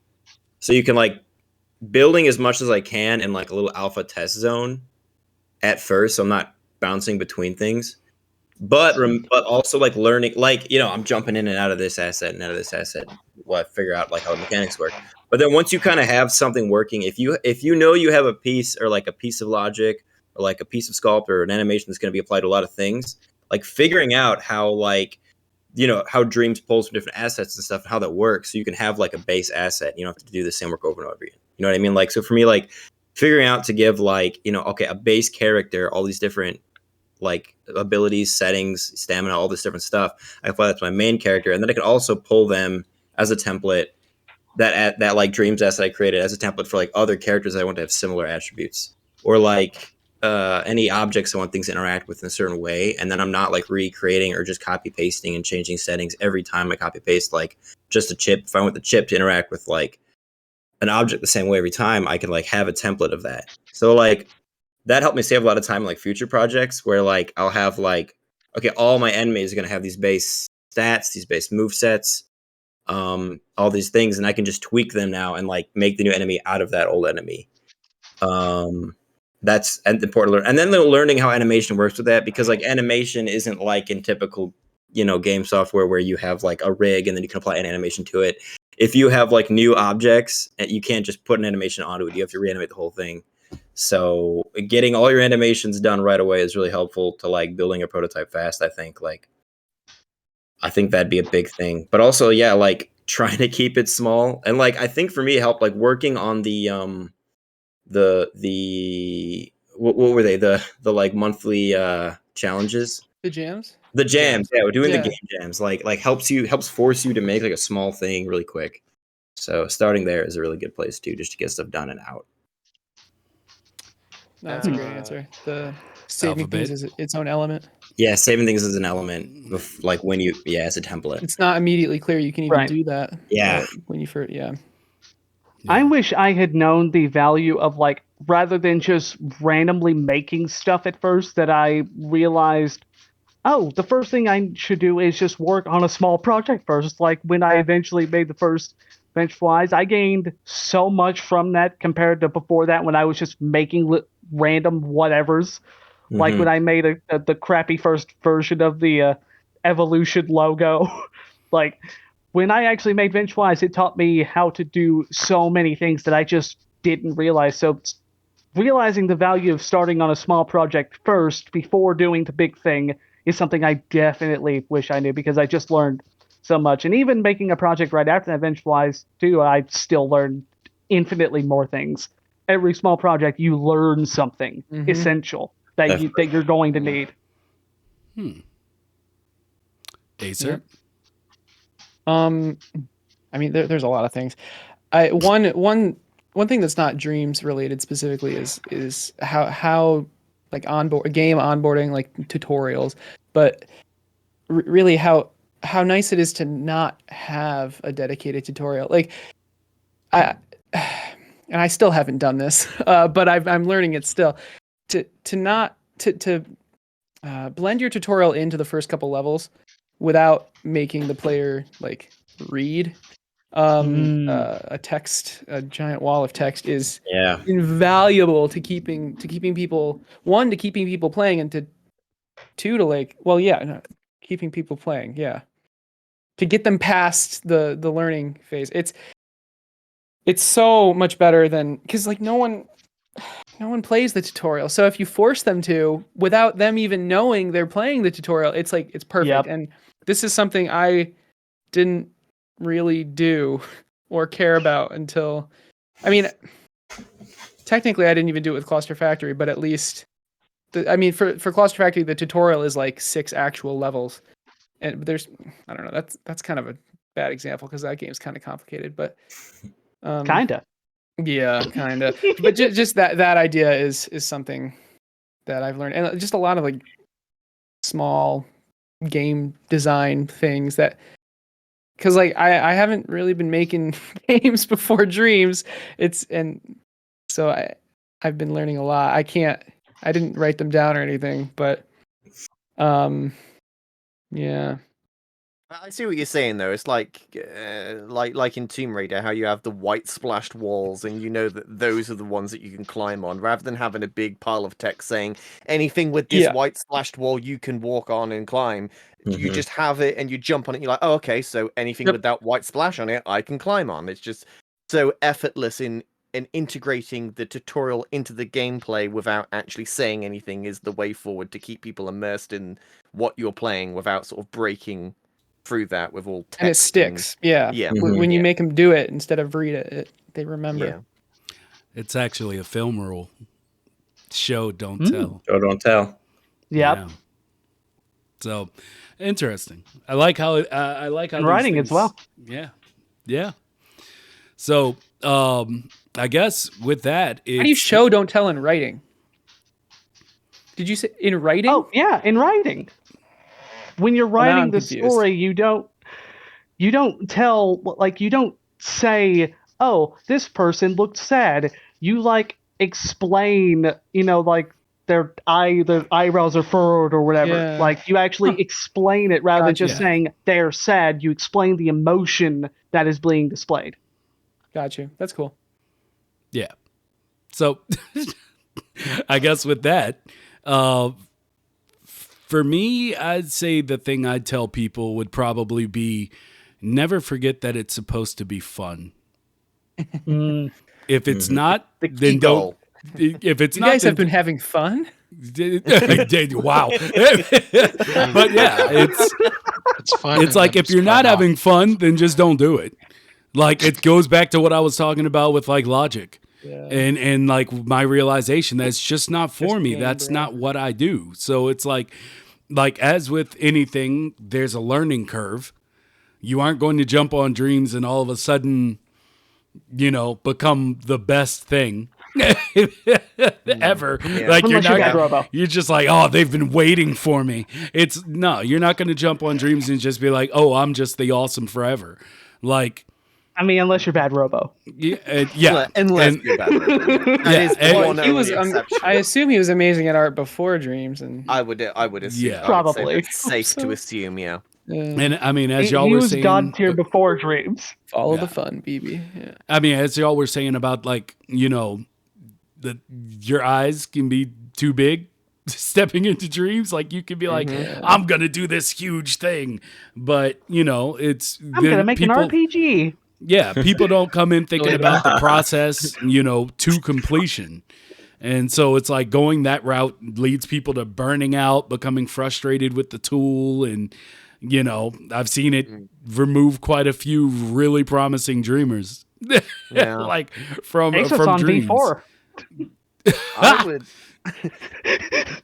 I would say another thing that would be useful to tell someone going into creating would be to master the shortcuts on the controller. Like really learn the controls first. Like it's so much better to know all the shortcuts specifically to what you're trying to create, whether it be like sculpting or music or whatever, because the shortcuts are different for everything.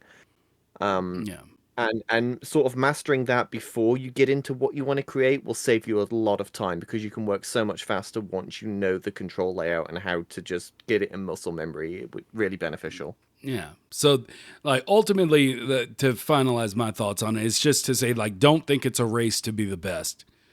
Like, not saying it's a bad thing. A lot of people believe in competition. I don't. But, you know, it's not the name of the game. Like, it's all about being the best you. So, like, I have had frustrations because I haven't been able to create some of the things that I thought I would have done by now.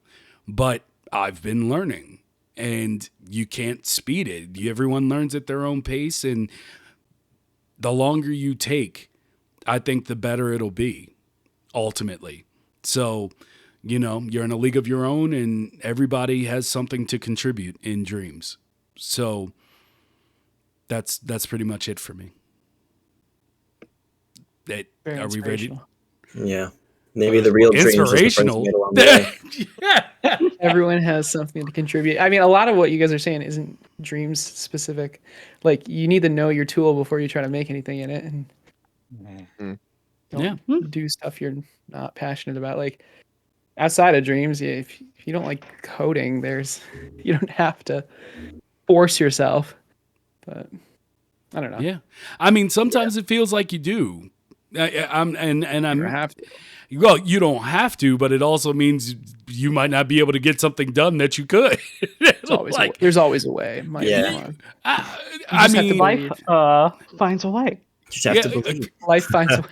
Life finds a way. I thought we were being as cliche as possible. No, but no, there are visual coding, and there's coding solution options that are similar to Dreams actually in all the major engines. There's also GitHub. True. Copy paste and code. Copy and paste a ton. The meta. Not always. I mean, you just boop boop. It's done. Yep. It works. I know you said GitHub, but I heard it as Grubhub, and I was like, "What is that for the depression that you face when you can't do something?" I'm just gonna eat the logic. Well. You can always weep your sorrows into a good cheeseburger. Yeah. It's fine. So let me ask you this. Wait, Char, how come you don't have a camera? What happened? No, I just heard loud thundering. I thought that was God telling me not to wear a suit. Just stop. It's done. Good Lord. Are you wearing Okay. So let me ask y'all this then. After everything we've talked about so far, do you feel like you've hit your stride in Dreams? God, no. Yes. I don't think... I mean, there's always something I can learn, but like as far as the tools go, I know pretty much everything I need to know. Again, there's always more stuff, but right. So you're the person that I felt like this a year ago, but honestly, like every like I'm getting to the point where I'm not learning more. You know what I mean? Like there's always little tricks, but I'm plateauing. So that's what you mean by stride, right? Like now it just comes down to like the stuff I make. It doesn't the tool. Right. I was mastered. I was thinking about stride more being in like the stuff you make, not necessarily the tools. Oh, well, in that case, I am getting to the point where my stuff is actually good. So I'm not there yet, but I'm getting there. I guess I'm almost hitting my stride. I don't know. Yeah, when the community was asked this in another poll that I put up the other day, 21.4% said, yes, I've hit my stride. I'm God. Is that part of it? I remember reading that one. I don't remember that second part. Did it actually say, I am God? Yes, it does say, I'm God. Wow, okay. And 21.4% were like, yeah, that sounds right. Yeah. Funny back to God. I think if some of you want to go in and put your names below that post, I'll be reaching out soon, God. 46.4%. Where you been? Yeah. 46.4% said not yet, still learning. 25% said one step away. And 7.1% said I've broken both feet. So they're not hitting. So they're not hitting their stride. No, they're not. See, And this goes into another one of the actual polls, because I wanted to ask what would benefit you most in your Made in Dreams workflow. And 52.7% said custom flex. Yep. Now, I mean, that wouldn't help the workflow. That would just let me do more. Workflow. Yeah. When you say workflow, well, what are the other choices? Because I actually didn't answer this one. I didn't see this tweet. But okay, 15%. Let's just keep it simple. Leave off the points. 15% said PSVR 2. 11% 11% said Wacom support. Those are my people. And 20% said keyboard and mouse support. Now I know that's Aecert. You left out. I am the minority, but you left out one thing that should have been included in that poll, and it should have been time. Time. Time to help your workflow. It will definitely help my workflow. I've had more time to go on Dreams. Sure. Yeah. Sure. See, the thing is, but that's not part of Dreams, though. It's not part of your workflow either. But that's the thing is when I interchange workflow with process, and I think that's how people answered it.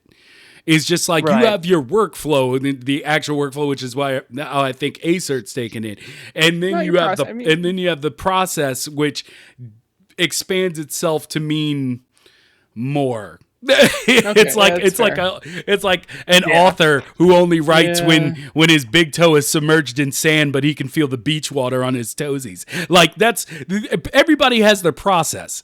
So I think I've honestly been waiting for. Well, you know what? Enough about me. I'll answer the original question of do you feel like you hit your stride later, but let's get to y'all's answers first. I guess. Jamie, you said no. Aecert, you said you feel like you're starting to get there, right?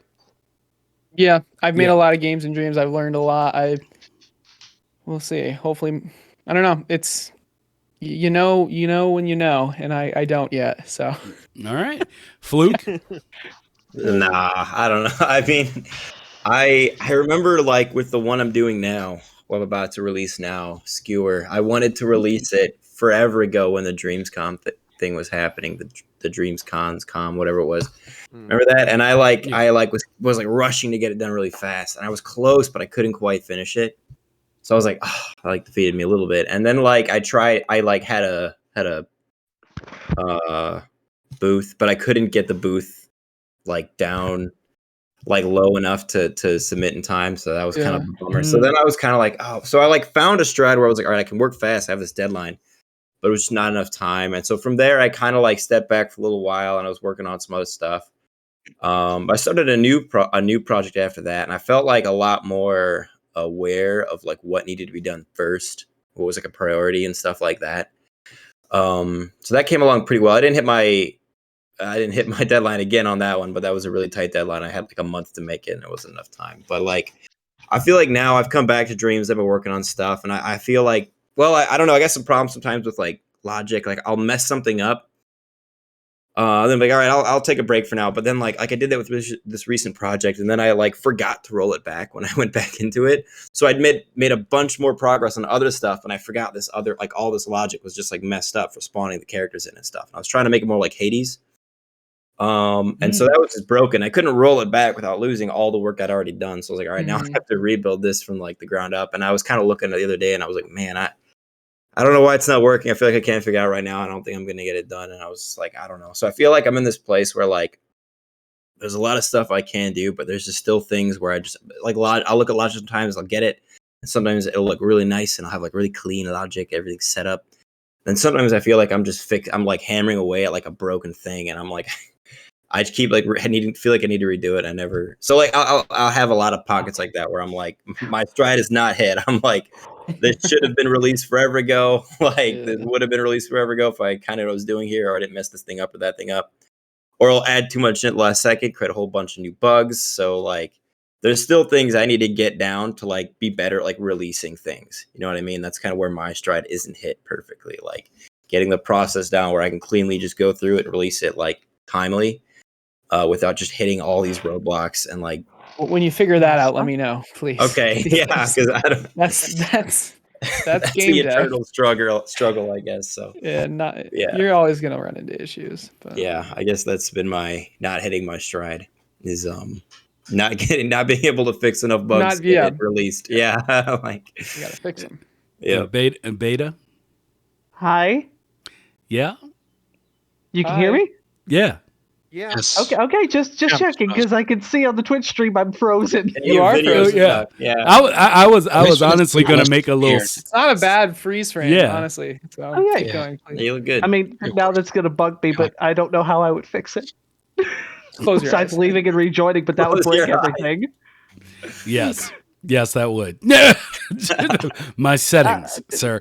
But it's fine. Yeah, it's fine. All right, what's your answer, please? Yeah. I'm glad you hit your stride, Alpha. I had voted for One Step Away, and I do feel like once I figure out how to do the couple things, I'm not as where I would like to be at, that I will be at that point. So that's where I'm at. I'm really close, I feel. I honestly feel like I've just now learned enough to have a solid concept to completion, like state of mind for working within dreams, but I wouldn't say it's my stride. I feel like there's something still left for me. Like, of course, as Aecert said, there's tons more to learn, at least for someone like me. I don't know about Aecert, but, and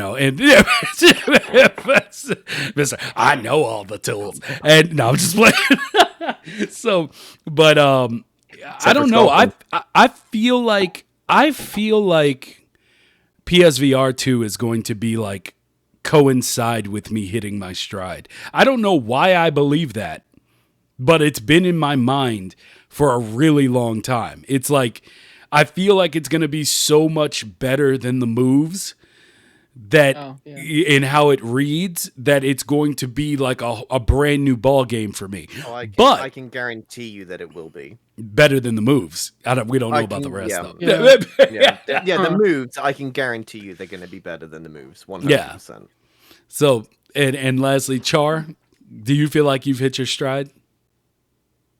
God no. but I'm getting there. All right. But I feel like I'm getting there. But I do kind of want to. I kind of have a lot to say about the fourth question, which I think we skipped over. Like, I just haven't gotten there yet, bro. Oh yeah.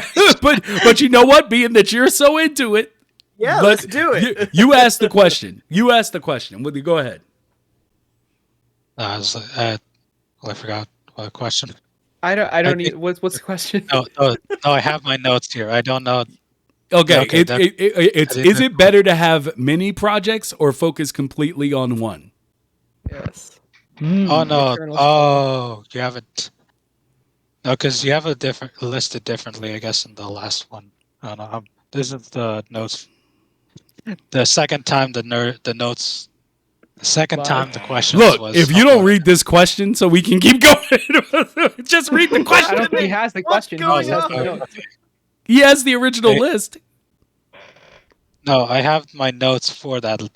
To the answers to my list. Bro, you'd have just thrown off the whole thing for a question that you guessed was skipped, that you don't know was skipped, and don't know which one. Look, we're going to come back to you. We're going to keep moving and skip that question. This is why you don't have a podcast. Yeah.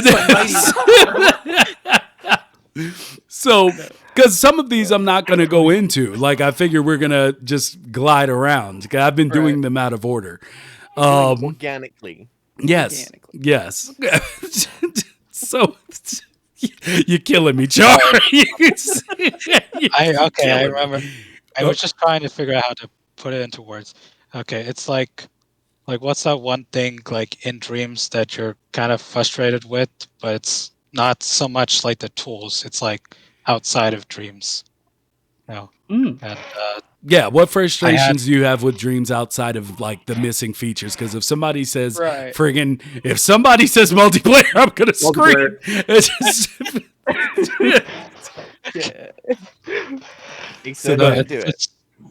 It's like this idea if like I present my work like to a studio or people, or like if I present it to them and they found out like it's made in Dreams or it's made like on a console, there's this stigma that like, oh, it must not be your work. It must be like, obviously this is some pre-established made stuff from a studio, from another company, and you're just. I would disagree with that completely, because it doesn't matter where you made it, and I think that would be completely down to how you pitch it to them. And first and foremost, like when you show your material, say like everything you see here, I've made from scratch. It doesn't matter what I've made it on. Like you can mention Dreams. You don't even need to mention Dreams in the first instance. You just I've made everything from scratch using a 3D software. Like I don't think these big like Netflix and Hulu and stuff are going to be that apt to know what Dreams is in the first place anyway. Sure. Are you? Is this a problem with finding a job, or or what? What is this a problem? Like, who are you talking to hypothetically? That has a problem with this? It's just like overthinking anxiety, basically. Well, no, I hear you. I'm just wondering, like, what situation? Like talking to friends?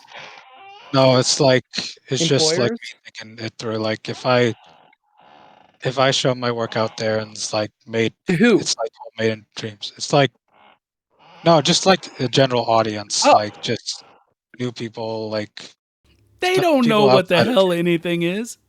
Yeah, they don't know what it is. It doesn't matter. That and like when you say a frustration, I would have thought you would like run into this already.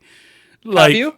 Like, have you run into it? Has somebody been like, "Oh, that's Dreams"? Like, like in a boardroom, like Dreams. I guess it's just thinking over my head, but also it's like I think there's also another idea I wanted to add to this. It's like, how do we feel about the idea that someone might look at our work that uses assets or something and like say, well, it's not exactly your work, or that makes it less of your work? The industry uses assets. Bro, no matter what industry. I mean, Unreal Engine Marketplace. Okay, first of all, let me put it like this. Okay, literally, the people who are in control of the money that you're trying to get them to sign on, they don't know anything you're bringing up. They just don't. Yeah. Like, and the people that do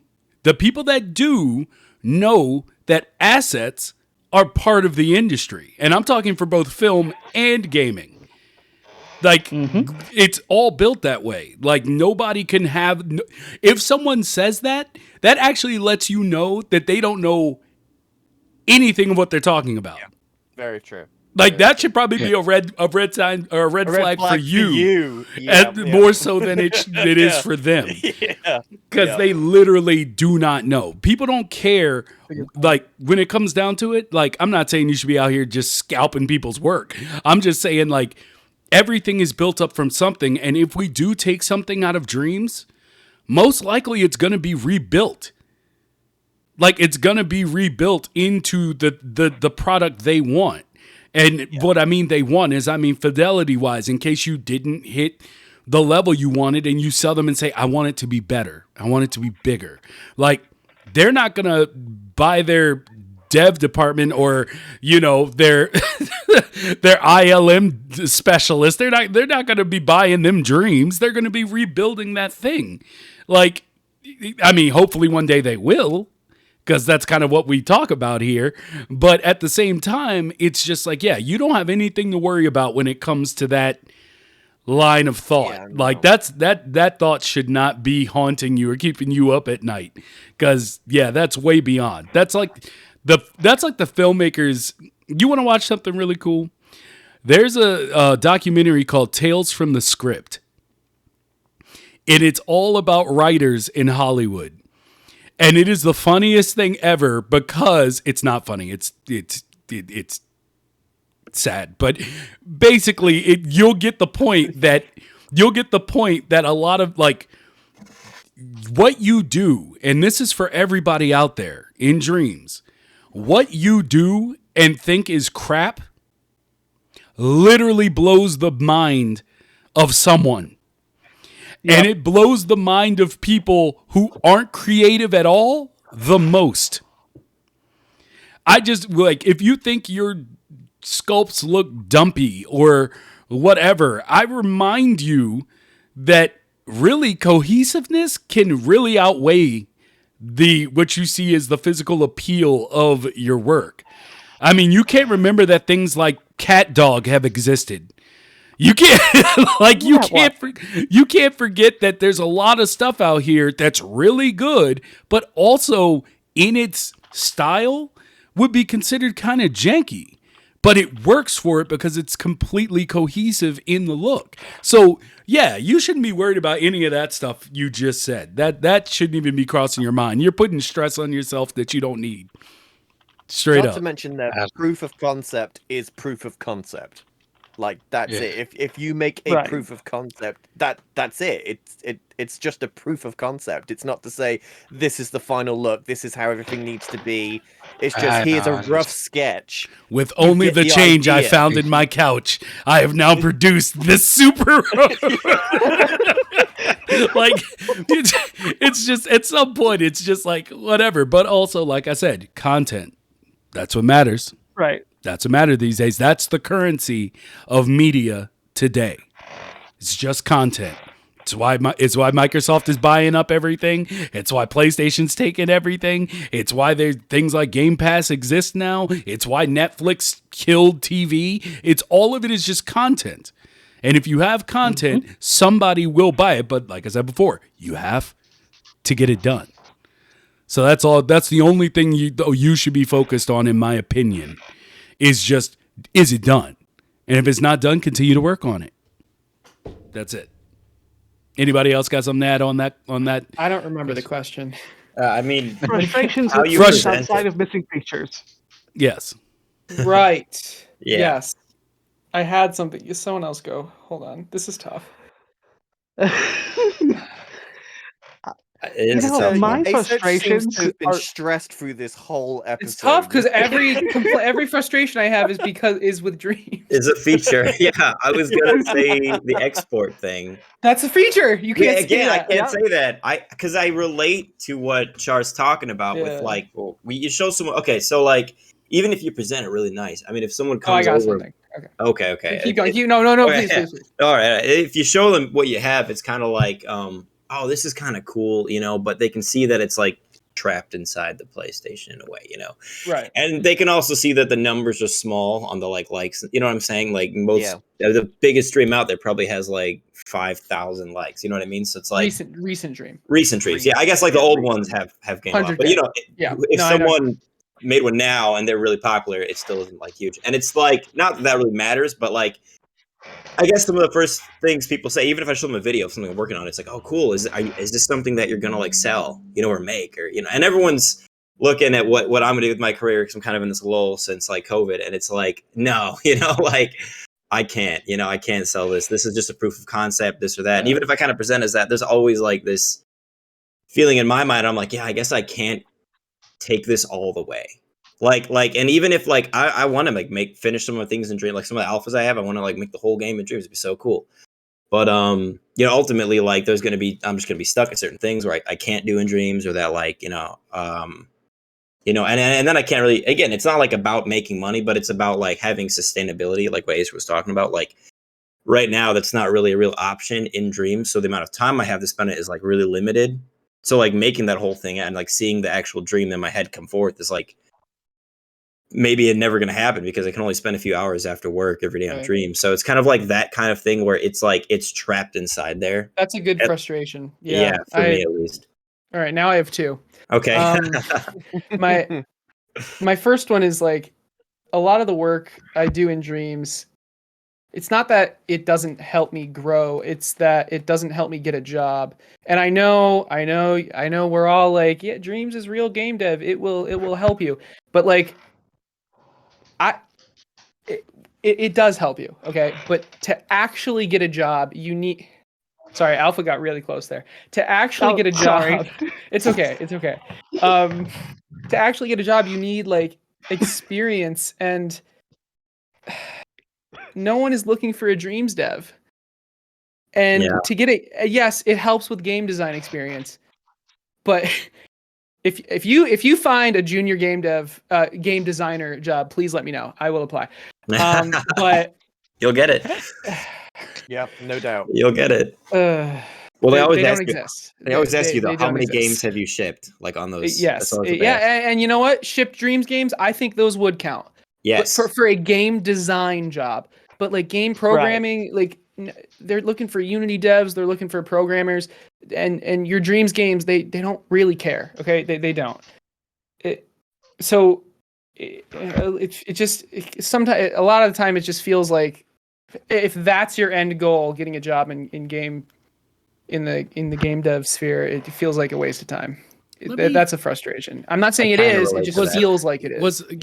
That's a valid feeling. Like before I come in with what I'm going to say, I just want to say that it is valid. But let me ask you something.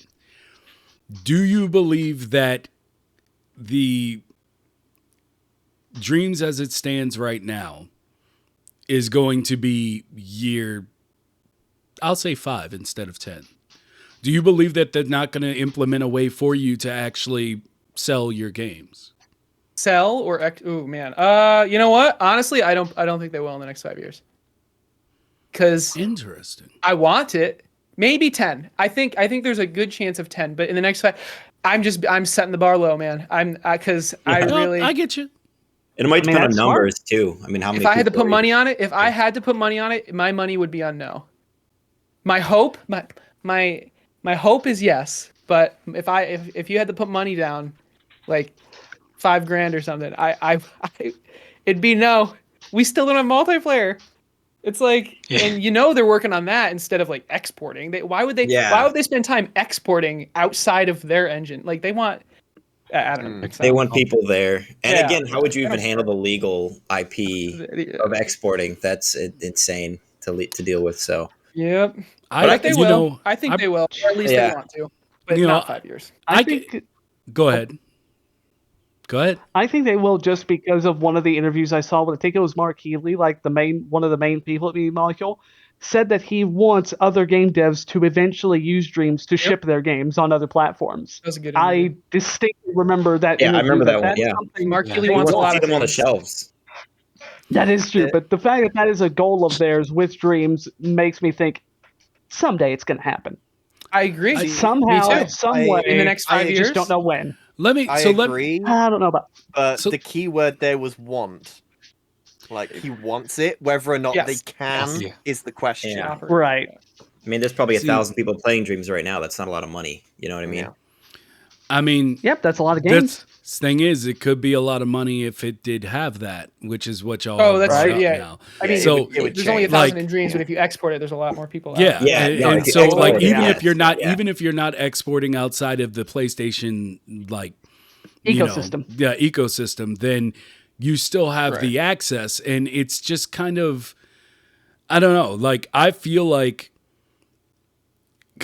I want to ask something, but I don't want it to come off as ass as it sounds. As ass as it sounds. I'm just saying. Yes. Yeah. Okay. So let me ask you. You're worried about this, but let me ask. Who's I mean, you and Fluke have both brought this up. Okay. So I'm only speaking to y'all. We haven't heard from the others yet. But if you're in the same boat, then it's directed at you too.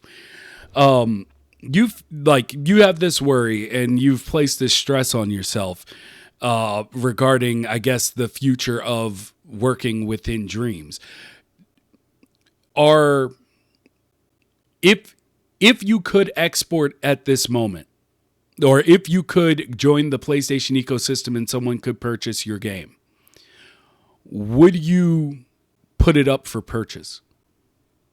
Anything you've created as far as a completed game? Anything. Well, the thing is, I would have. Okay. To answer that question, no. But I would have done things differently if that was possible. You know what I mean? Like Lord knows I would have polished and made it a lot better if that was an option. I mean, you've touched on it the way I meant it, but it's my thing is like everyone within this right now is learning, and I feel like sometimes the worry exceeds where you actually are in your journey. Now, I would think Aecert would have said yes. I personally would have thought that you would have. You actually thought I would say yes to that? Because because but it doesn't belong in the PSN store. See, I think it does. I think it does. No, I think. See, but you'd be more. But to go along with the frame of the thought process, I think you were saying, you'd be more into updating that if it was part of an ecosystem. If that was an option, dude, I would actually spend time, like more time, making it worthy. And that's what I'm saying. Like, but I think for right now, the reason I asked that was simply like, a lot of people are saying they want it, but at the same time, or have these worries about it. But I don't think a lot of people would actually put their stuff up there if they had the chance, because I don't think if I had to say anybody, and I'm not saying this to diss anyone else in the community, but if I thought anybody was going to have the Q&A all done and be ready to set it out there, I would have thought Aecert would have said yes to that question. So again, like Cluster Factory. Yeah, if 5 more levels, it would be ready, in my opinion. But I don't know. It's a lot of work to make those levels. They need custom. I talked to Duckonomics. He worked on it with me. It's a lot of work to make those 5 levels, and why am I doing that? Mm-hmm. For the 500 extra people that are going to play it. I mean, you know what I mean? I would say it would be pretty interesting, because the way I look at it, because despite what I've been saying, I do have game ideas. like I still have that urge. Like, I do see the beauty of telling a story within a gaming format with that interactivity. So my mind is always open to it. But little advances I've made towards that idea, I feel like even if I didn't finish it now, and this, let's say you didn't finish Cluster Factory or Laser Bounce or any of that stuff. In the future, when they do, because I have nothing but absolute confidence that it's going to become part of the PlayStation ecosystem and people will be able to get paid, being able to actually go, well, actually, I have this game. Maybe I'll go back and straighten that up. And then I can put that out, because I'm going to tell you, Laser Bounce to me, the way it comes off to me, and believe me, I mean this as a compliment. The way it comes off to me is, if you could make that accessible to people and charge $1, it would be like a Crazy Birds types to, Crazy Birds, Flappy Bird type success. Flappy Birds. Yeah. But I can't remember which one. I can't remember which one that initially launched. But Flappy Birds. Yeah. So basically, I think it would be, because it's one of those games that, if we want to go in exportation, if it existed on iOS. It does. Yeah, it does. Yeah. So it does. But let me ask you, how you been doing with marketing? So, marketing. I didn't get a publisher. I've got a lot of emails about publishers. Really nice. I mean, they're all spammy, but not all of them. I don't know. I know what you mean. All I'm saying is, you have a product. And even if they're spammy, you're getting it out there.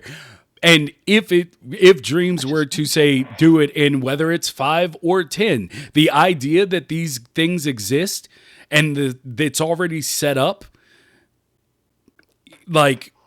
it's already set up to where you could literally go back and all you have to do is straighten it up. Add a few more levels.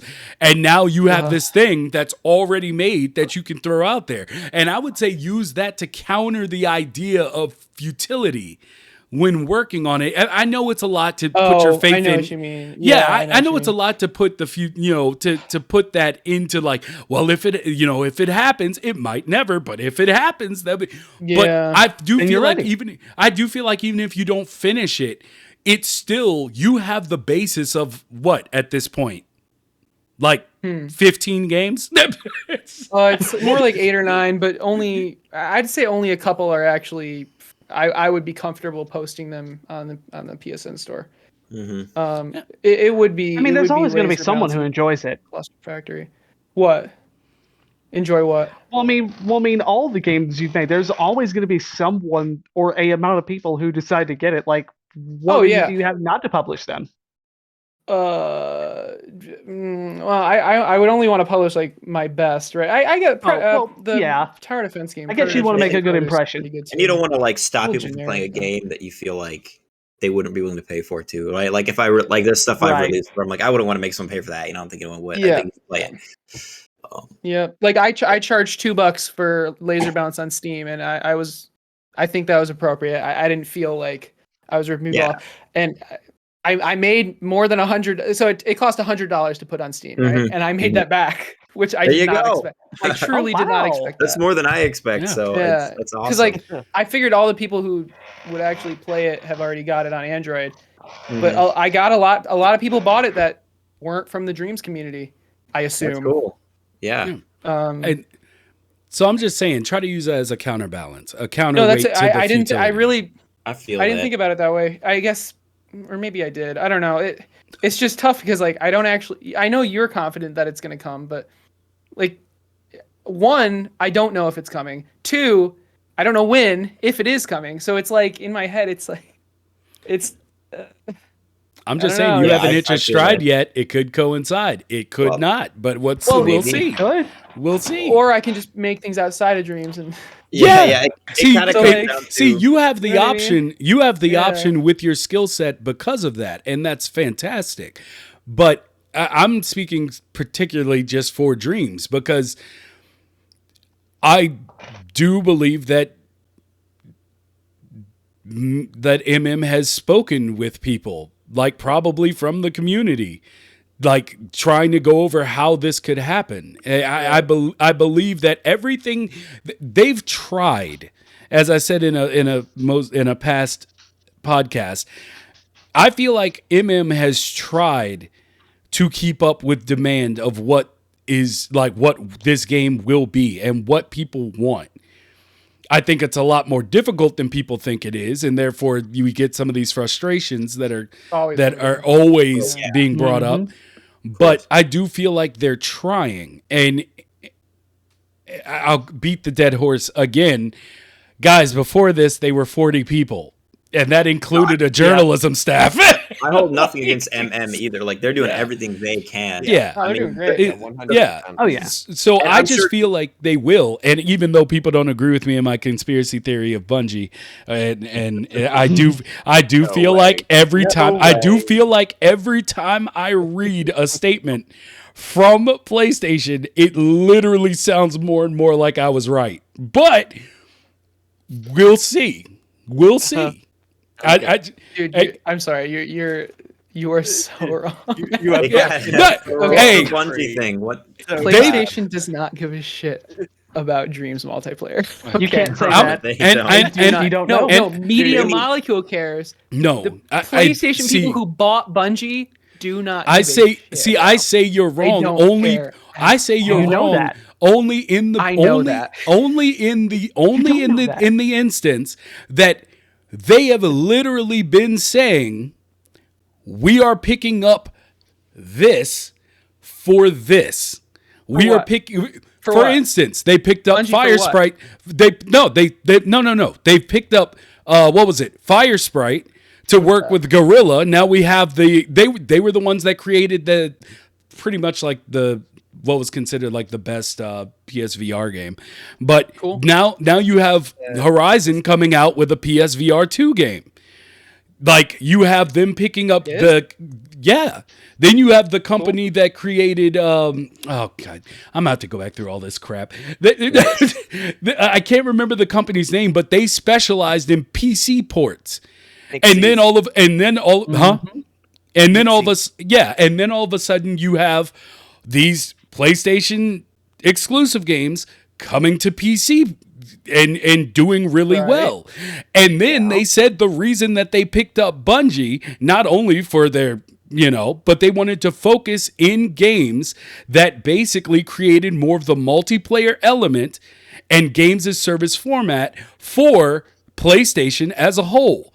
Okay. There's only a fraction of Bungie actually still works on Destiny. They split. what are they doing? They split. Exactly. What are they doing? No, We do know that they have we do know that they have a new IP that they're working on. Yes. Yes. But hold on. Okay. But you also have the aspect of, why didn't they just say, we want Bungie to bring out their new IP and therefore it'll be a game with multiplayer? They did not say that. They said to expand PlayStation's ability to do it. That means a completely different thing. Hold on. Bungie's making a Dreams game. Sony also announced that they intend to bring out, by March 2026, I believe it is, they want to bring out 10 games as a service games. Mm-hmm. That's what Bungie's been. That's what it's for. That's what other games. Push out these 10 games. Dreams is already out. Confirmed. And they're hiring internet people or multiplayer people. Yes, and I'm saying that we know that all the look. If Media Molecule has a credit on Uncharted, then we know that these all their studios work together. I'm just saying it's not a far-fetched to say that a company. I'm not saying they can't work on it. I'm just saying they did not buy Bungie to work on Dreams. I love this conversation. No, but I completely agree with you. Yeah, you know what I mean? There's no reason. No, there's no reason to say that they did it. But there's also no reason being that you know that every studio within PlayStation works together on PlayStation exclusives. It's not far-fetched to think that they wouldn't bring. I totally get where you're coming from. There's no reason to say that a Bungie, like a couple of Bungie people, could be brought into Media Molecule to help them develop like the multiplayer aspect or whatever. Like, that's totally foreseeable. Like, there's nothing crazy about that. But like, yeah, Bungie being bought was completely for these 10 games as a service games. That's their priority because Dreams was not spoken a single time in the negotiations. Bro. But they can still help. They can still help. Yeah, but like, I'm not saying they did it specifically for Dreams. I'm saying that you're saying it was part of it. I'm saying that it would benefit. Yes, it could be. They might. That is possible. There's the benefit because they could bring Bungie into to work on like a Dreams project, try to boost the numbers of Dreams, but the Dreams numbers are so low compared to Bungie. Any of these 10 games that Bungie releases, the amount of money coming from Bungie. Is it Bungie? Okay, please don't say Bungie. Bungie. Bungie. I'm sorry. So any of these games that Bungie. I love it. They're Bungie from now on. I will never stop saying Bungie is like a joke. Sorry. They have. It's okay. I appreciate it. They have been. There could be value maybe to like 3 people from Bungie working on a Dreams game or on a Dreams feature. But Dreams numbers are so low that there really is, at this point, more secure value in every member of Bungie working on the other project. That's why it's kind of like it could happen, but like, again, the money that PlayStation makes from everything else that Bungie will do will just dwarf whatever they can do with Dreams right now. Why Ledbetter said it's for the next 10 Dreams games, actually. What? Ledbetter said it's for the next 10 Dreams games, actually. Welcome, Ledbetter. So, there you go. Yeah, I mean, look, I'm just saying people react as if I'm taking crazy pills when it is actually possible. That's all I'm saying is that it's possible. What's possible? It's possible for a studio within PlayStation to help another studio that is we not... are in agreement there. Yes. That's not what you were saying. That is what I was saying. Because the thing is... They bought Bungie. No. One of the reasons was to help Dreams. Yes. Okay. And I think I think it's to help the multitude of their games, but yes. I'm just saying. Dreams was not you know what? When it happens, I own your soul. Let's make it. Let's send it here. Don't put the card in the bicycle spokes and backpedal, my guy. When it happens, I own your soul. I'm agreeing with you that it could happen. Okay. What's the next I'm just messing with you. I want to go back to the question that Mighty posed to me and Aecert because I have some stuff to say about that. If that's okay. Yeah, go ahead. Just because it's like it's like I'm there's unity here. You talked about like how like it's all about you have to make a thing, have a product, and that's how you get anywhere, and that's like 1010% like my mentality, especially now. Like just make things and get them out there. But part of the thing is, there's this like tension because similar to Aecert, I kind of would like to see a future in this. I'd like to see I'd like to see my life and my career go in the direction of game design in that sphere. Even if it's just making like half my income off of indie games, that would be just insane, right? That's maybe not super likely, but that's like kind of what I want to do. And I might look at like Acer might know this guy, but Thomas Brush is like really popular in like the YouTube game dev community, and I was watching like a stream where he was working on a game recently, and it's just like this little 3D level, and I mean 1,000 people in Dreams have created levels like this or better that are just amazing. Yeah, Father. Yeah. And it looks pretty cool, and it reminds me of Dreams games that I've seen, and he's like getting ready to like pitch this Kickstarter and to publishers and get like 6 figures for it, right? And I'm like, there's dreamers out there who like they could do this, they could get this, and it's like not that, and like money doesn't matter that much to me. I'm like an art bum basically, right? But it's about, like I said, time and sustainability. I have to spend most of my time during the week working. I don't have a ton of time to put into Dreams, and so I come to a point when I'm working on a project in Dreams now where I'm like, am I going to continue this in Dreams, or am I going to stop and start remaking it in a real engine? And that's where the tension is. Like, hey, if I knew. Because there's a couple of projects working on Dreams now where I think if I get to a certain point, I could probably sell that. But like, would I even want it to get that far? Or would I just be better off starting to make it again in a different engine? You know what I mean? So like, that's the tension of like, it could be like a decade before money could even be made or any sustainable like lifestyle could be made off of this stuff. And if I want that, then I do have to start making those decisions at a certain point of Dreams game that might come before I can sell it. So I guess that's like the tension. Just one quick question. This Tom Brush guy, does he have like a big following on YouTube? Like, what's his sub count? He does now, but when he first made his original game, he really didn't have any followers at all, and he just pitched a Kickstarter, and it was again a game that's like far less than what I've seen in Dreams. It was 2D and stuff. So he wasn't that popular when the Kickstarter went up, and he's popular. He wasn't his first. He wasn't popular at first. Now he's popular because of YouTube. So now he's going to get big numbers because of YouTube. Obviously, that's a huge factor now. But I'm saying that's what I was going to say. Like, that will account for the reason why it's so. That's why he's getting 6 figures. But I mean, someone without that following or a smaller following, maybe Acert's following, could make a game like that and maybe still get like 20-30K. And a publisher comes to you. From a publisher, if I make a demo, not from a Dreams demo. I'm telling you, a Dreams demo would not get me that. No. If they saw that demo, but like you had made it in an engine on a PC and you had fleshed it out because you knew then you could get like. I agree for that. So it's like that's kind of the tension where it's like, there is money here, and it's like I'm not buying a house anytime soon, right? My life's I'm making an okay living, but I'm not in my stride of my career where I want to be. And so it's like, I got to make those decisions where it's like, should I just start spending more time in other engines and like, getting paid while I can so that I have a future. Yeah. And it sucks because I love Dreams. I love creating it. And if an engine like Dreams dropped tomorrow, I'd be in it. And I'd still work in Dreams because I love the community. I love it. It's just, there's this whole thing of like making a living and surviving that kind of when you're putting hundreds and hundreds of hours into a project, you start thinking about that stuff. You know what I mean? So I guess that's where it comes. That's where the tension hits. So, but if you wait 5 years, you might be able to export. Exactly. That's I'm saying. I mean, I've is like really high. Look. I've said before. I've said before that is a decision that every single person needs to make for themselves.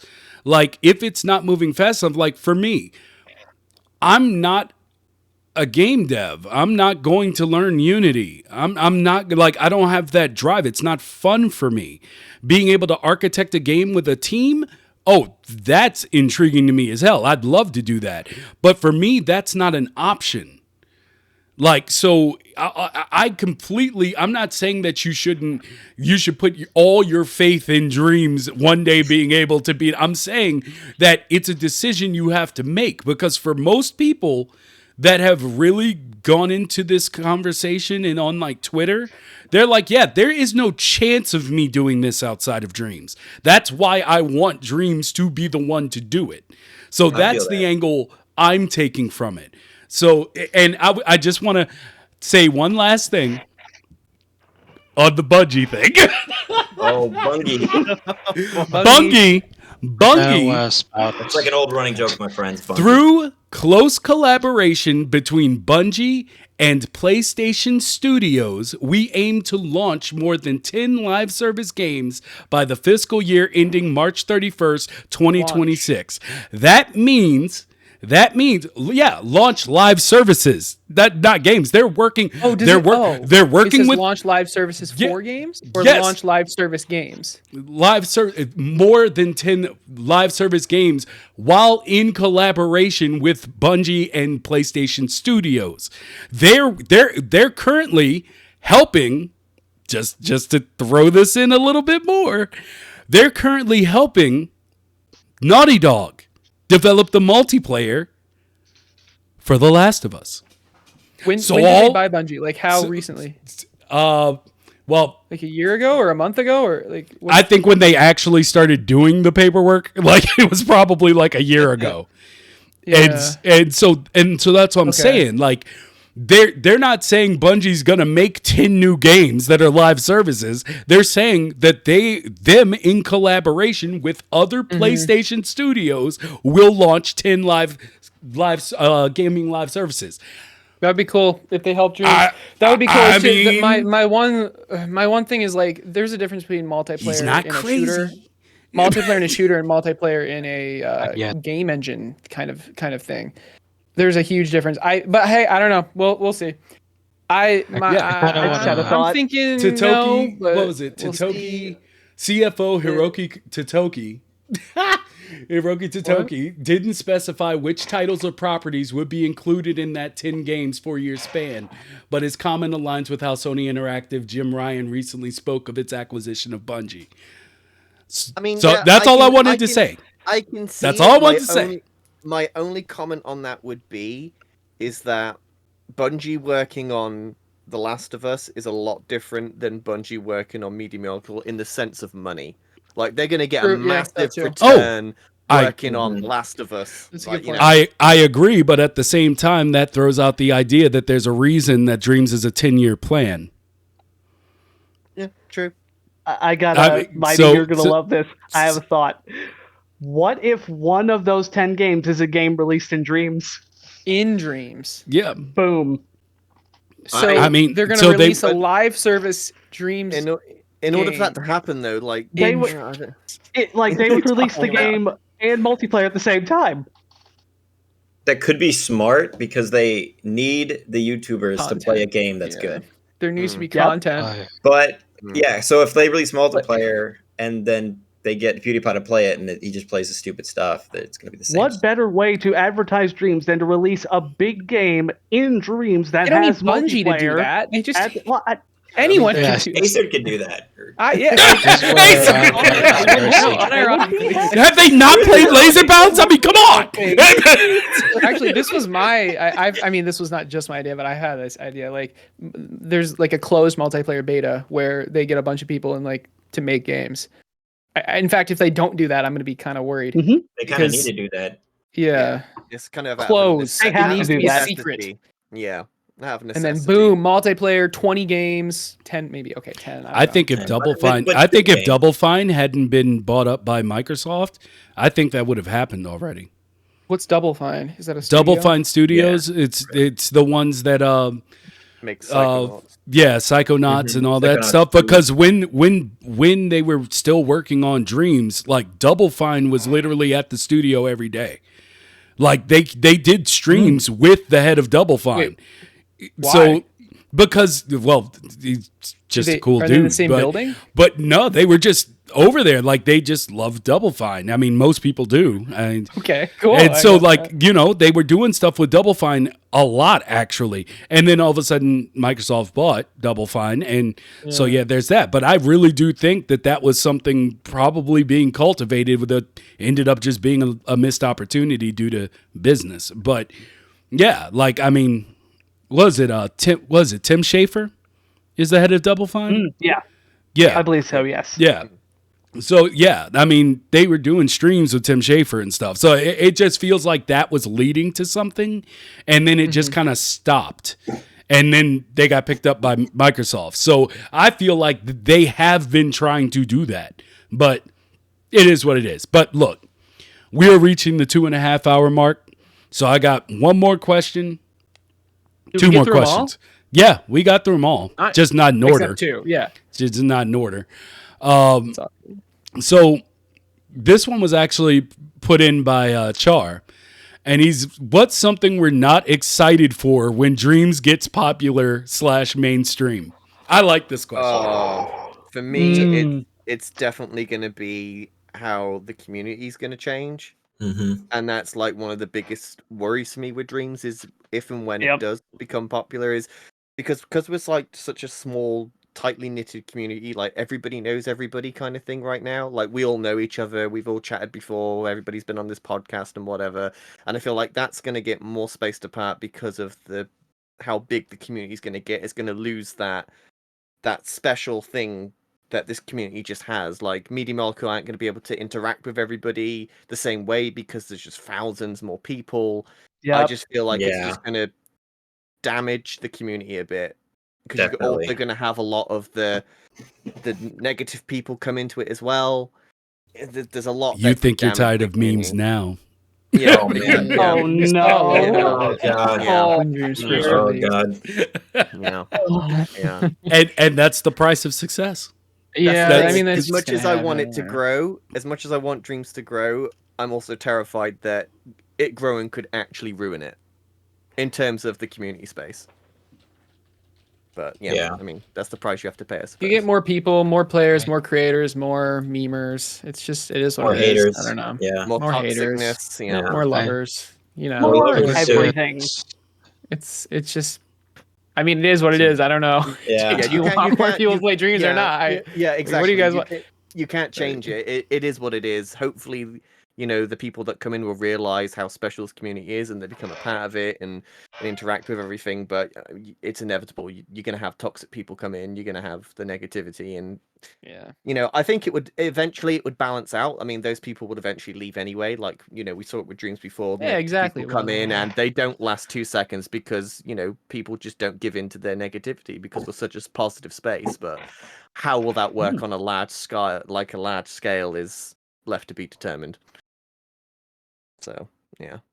Yeah. I think that would have been my answer too. I mean, right now we just have a bunch of really passionate, like everyone who's playing Dreams right now, for the most part, like are really hardcore, like Dreams lovers. And then like once we get more people, a lot of the people won't be as like, they'll just be filthy casuals, like, which is fine. Like that's okay.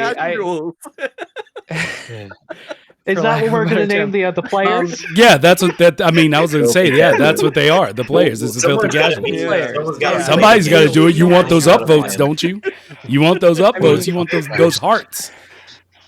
But what I'm trying to say, like a lot, like the people who would enjoy creating have mostly there's still a ton of people who haven't found Dreams, but they found Dreams. They've been looking for a game like this. Here it is. They found it.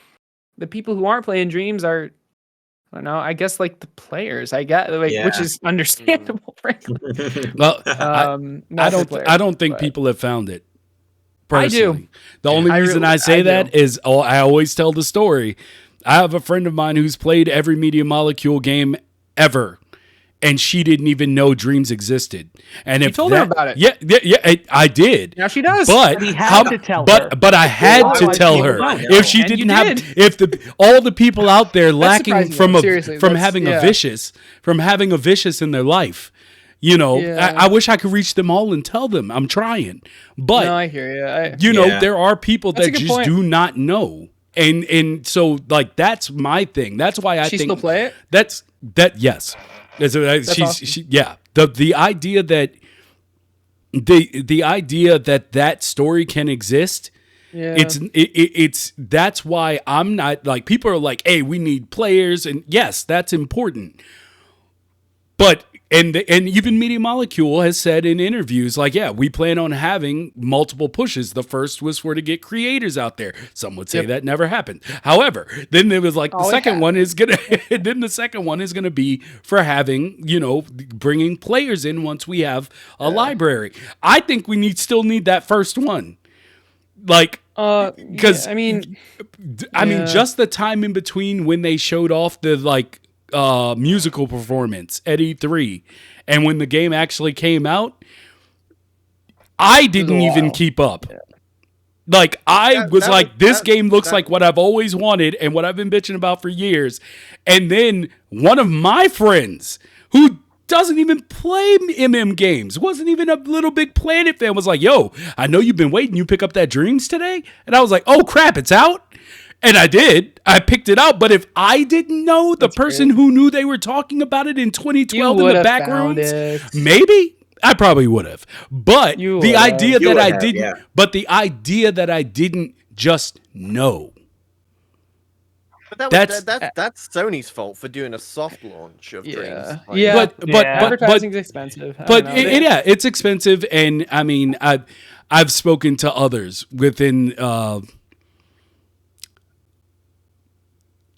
going to word this carefully. I have an insight into it because I do actually have a source. It's weird to say that, but I do have a source, and they're not enthused either. So they were not happy. But let me put it like this: it's just I do believe that in the span of everything, they will have everything that we want, and in spades, and some things that we don't know we want. Like, they're always. I mean, I agree. It's just how long is it going to take? Like years. And I got years because it's going to take me that many years to learn Blender. You say that, but like, you may be patient, but is the majority of the Dreams community patient enough? People aren't patient, so no. The people who aren't patient have already left, which is understandable. It is. Like, how long is too long is the question. I will say personally that if we reach year 3.5, what is that? That would like 2025. 2023, like a year and a half from now. So a year and a half from now. 2023, okay. If we reach a year and a half from now and there is not a major mix-up. What does that mean? I honestly mix-up? I don't even know what you mean by that. I mean something that literally is like the community is just like, oh my God. Like something that just excels Dreams to even us. Like an update or a game? Update. Oh, okay. Yeah, like an update. If we get a year and a half and there's not something on that level, then I'll start getting really worried. Yeah. Would you consider PSVR the update? Would that be considered that level? If I ever get my hands PSVR 2, and it's probably my tone right now that's going to make sure it never happens. But if I don't get my hands on IGN, I have tried everything. IGN, because I don't put much stock, okay, in a lot of stuff like IGN, and even if it's like, I'd feel the same way about movie critics and all that other stuff too. But the idea that they talk about the possibilities of PSVR 2 and tell a whole video that's 22 minutes long. And they don't mention Dreams. And they don't mention Dreams. I have upped my fervor. I'm sure, like I said, I'm sure it's this right here that's going to make sure I never get to talk to them. But the idea that someone within games journalism can do that, that's a shame. Can put out a 22-minute video specifically on the possibilities of PSVR 2 and not mention Dreams is beyond me. There is no one else offers anything like this on console. You can make your own VR games. It's crazy. And if you talk to people who are familiar with the programs on PC, nobody has an all-in-one that works like Dreams either. That's for sure. And so when they're like, oh, what are the possibilities? Yeah, there's this Horizon thing coming. Cool. And then it's like, yeah, there were games that existed on PSVR, like, Half-Life Alyx. It's like, yeah, that's true. Now, like, the whole time I was waiting for someone to just be like, oh, and there's this tool where you can create your own game, play other games, create VR, sculpt art and sculptures in 3D. Like, I was expecting someone to just say it. And the fact that they didn't really tickled my tits. Okay, it really gargled my areolas, and I'm just I'm just like, I don't want to yell at anybody. I know that's what it sounds like, but I would love to sit back with Dorn Bush, who runs the Beyond podcast, or what's his name? Starts with an A. I can't remember. Anyway, the other guy. He seems pretty cool, but I just want to sit back with them and just be like, hey, do y'all need an introduction to Dreams? I'll come to the community to be like, let's put together the reel that they can play while we're talking. Let's introduce people, because I do think they need that push. Because even if it's a game just for creators, which is what we're saying it is right now, it's a game for creators. Well, there are a lot more creators in the world than just us. And I can only believe that they don't know. That's all I can believe, because there's no way someone. I mean, they do know. They reviewed it extensively of what's possible in create mode and everything when Dreams initially came out, so they do know. IGN's a pretty big company. I mean, those people that made the video probably they just overlooked it. I hope. Probably. Yeah. Or I would hope. Dreams and were like, we don't need to add this. Yeah, I mean, their overview was the review. Yeah. And I'm sorry, but it wasn't longer than this talk about VR. So I'm just saying, I've been waiting patiently for someone to bring it, and they don't. So I just would really love personally to like go on one of their things, or when they have their next gen console watch videos and they talk about something like VR, I'd love to be the person, the unofficial, ambassador of Dreams that has nothing to do with the Media Molecule, so they don't get blamed for what I do. But I would have just come out and be like, I've been following you guys for a really long time. I've been waiting for y'all to bring up stuff on Dreams, and I just wanted to bring Dreams' best foot forward so that more people get to see what's possible. Like, Dreams in general, or Dreams VR? Dreams in general, but if the conversation topic is VR, then yes, I'll do that too. I mean, honestly, I don't think there should be a conversation about PSVR 2 that doesn't include Dreams. I agree. So you don't know. Maybe like I have high hopes for PSVR 2, and I'm just saying, like, I think more creators means more stuff being made, more games being finished, more people working together, and that, along with a big update of it. And the reason I choose a year and a half for that wow moment is because that will be about how long I've known other games that didn't have as much shine when they first dropped to kind of hit that moment where all of a sudden a game that's super old, like Among Us, that was out for 2.5 years before it ever became what it is now. Like, that's what I see as that moment. And so I think there does need to be like an update that kind of pushes that moment.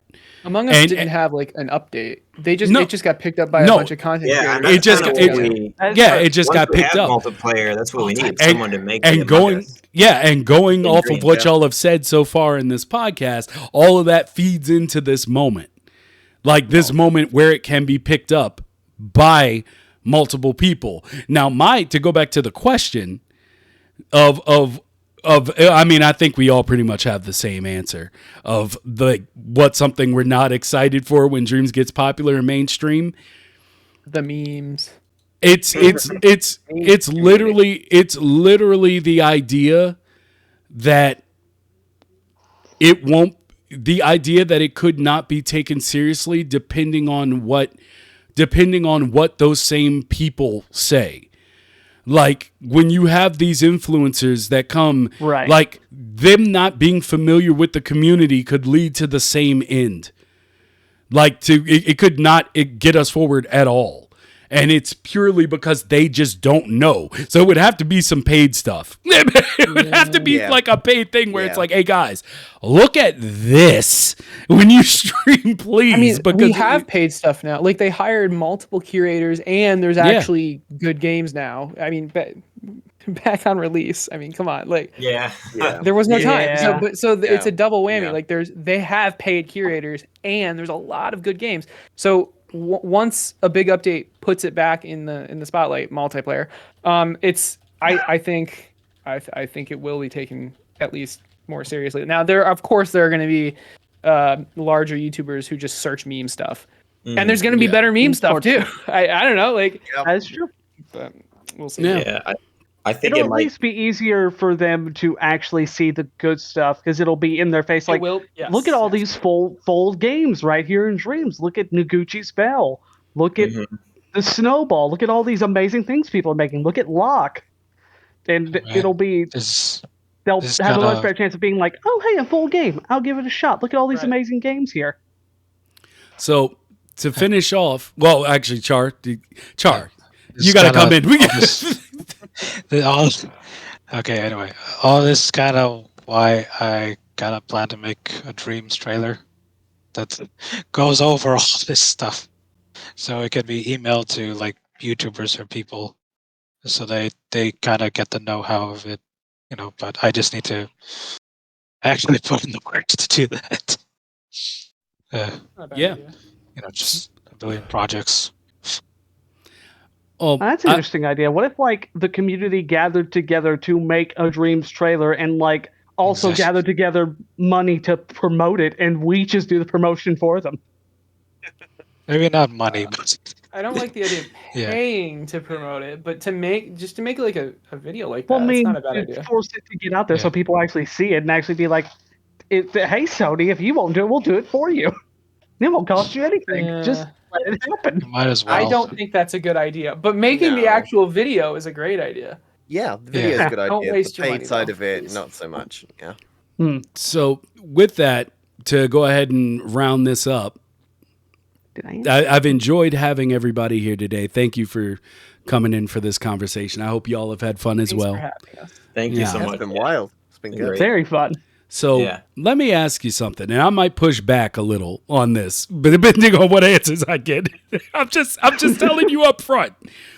What do you want to see going forward with this podcast? Oh, with the podcast, more roundtables. I do plan to do more roundtables. I just need people to be a little bit more outgoing. Like when I say, hey guys, roundtable, I can't be hunting people down. Like there's too many people.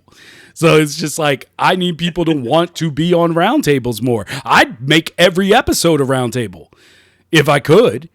But I do like having the individual episodes where we get to talk with people more in depth about their specific creations. But most of the time, if we didn't have that, roundtables every week. Mm-hmm. If people were open to it. Yeah. So, but yeah, you tell me, like, what's something that you want to see done more on this podcast, or even if you need to expand it, I guess, on the channel? Talk about game design stuff that's not necessarily related to Dreams. That would be cool. I don't really do podcasts or watch very many. I do watch sometimes, just in general. So I'm not maybe the best person to ask this question to, but see, I like the idea, but then it comes down to and talk it out with me. I'm not trying to shoot you down here. Please, I don't think I'm the right person to talk about that. Yeah, neither am I. Probably not. Okay, never mind. I mean, I'm just being honest. Like, I'd love to have people come on. Like, if you came on to give like a mid talk instead of a TED talk, I would love to be able to have enough experience to be confident enough to talk about that kind of thing. I'm getting there. We'll see. Yeah, I mean, it does.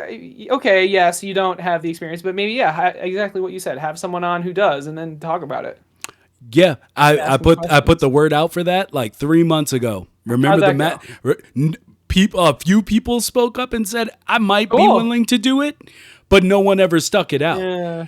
Because the whole thing is I wanted to do the special episodes of the podcast called the Masterclasses. And where I would have specific people who specialize in a specific thing come on and really go in depth. When we had Sauceless one on talking about how to make music, it was mind blowing. I love that episode. But people have to be willing to do it. And did he make music on the podcast? Yes. Yes. Okay, I was just going to say that's what you cool. should do. You should Yeah, have I like that. Create dreams. something. Yeah. Do something. It was make really something on the podcast. Great idea. It was super cool. Like he was creating music on the fly, and Well, as shit. he was I mean, if you want to have me on for Logic, I can do that. That'd be fun to watch. That would be so fun. Yeah. Would So it? fun. Okay. Yeah. Hey, okay. Look, Logic is something that blows Alright. my mind when I see it. Yeah. I would love to watch someone do it and like talk me through their process of what they're doing and why they're doing it that way. And I think it would benefit a lot of people as well to watch that process and talk it out, because then it would help people understand, okay, that's why he's using that gadget. That's why he's connecting this wire here. It's sort of that is kind of what I do on my stream. Yeah, but I love watching. Yeah. I could also do it on your stream. That's not a bad idea. That would be most cool. people, I don't know. From what I feel, most people's eyes just glaze over and they just like the sound of my voice. Oh, I but, like watching the Logic. I learned. I appreciate that. No, that makes me happy because I think watching you is why I started streaming. I was like, yo, that's awesome. That's awesome. Yeah, I was like, oh, people are helping him, and he's walking through it. That's cool. Oh, I lost audio. I mean, time and date. I'd love to be the second masterclass. All right. Well, we'll start putting it together. Down. Then get like an animation. You should get Piece of Craft on for. He is the best animator I know. Yes. And there are other amazing animators, but in my opinion, maybe not the best. There are some really good ones. Like he would be great for that. And then maybe Emberg's for Emberg's. Oh my God, his environmental design. Do you know Ghost It's Geezers? crazy. Have you played Ghost Geezers? Yeah. Yes. He put that together in an hour. The entire like ambiance, the environment, not like the sculpture or anything, but he made it look like that in an hour. It was like, and I watched him on Discord. Like we all were working on it, and like we were all streaming to each other, and it was like. He's like, yeah, put this here, some fog, some light, and it's just like, what? It looks amazing now. Holy shit! It was. He is literally like. I remember he. See, the only reason insane. Go ahead. Well, I was going to say the only did reason a I Twitch haven't stream where he actually demonstrated his lighting and stuff. Sorry. No, it's fine. But yeah, like I'd love to have Embergs, but I know he's been busy. I mean, like he got like he was like super busy. He was doing something with like schooling or no, he started at a company, didn't he? I thought he got hired at Media Molecule. So there's not. I mean, I feel like once you make it to the Mecca, it's like then it becomes. He can spend a couple hours. You just need to plan it. It can't be like a I think for Masterclasses too would help to like call people out for that stuff, because when you just announce who's a master, it's like people are maybe nervous to be like me, like I'll go on and I mean, I haven't. I think that you can do it. That's he works at an indie startup called Media Molecule or something like that. Or something like that. But no, like I if I don't remember something in detail, I just blanket it so that I stay safe in what I say. But yeah, and then once you become part of Media Molecule, then you got to get sign-offs from Sony to be on the podcast. Seriously? Yeah. It takes us a while to get. We'd have Media Molecule on more, but there's a few people that like we've spoken with, they're like, yeah, we're going to do it. Or one person reached out and was like, yeah, I really want to come on the podcast, but this is all new to me in the process. Like if they've been on before, then it's not a long process. That's why you've seen Tom and Abby and Jen on here. Like they can come in pretty much anytime they want now. But yeah, when anybody new, it's going to start a process.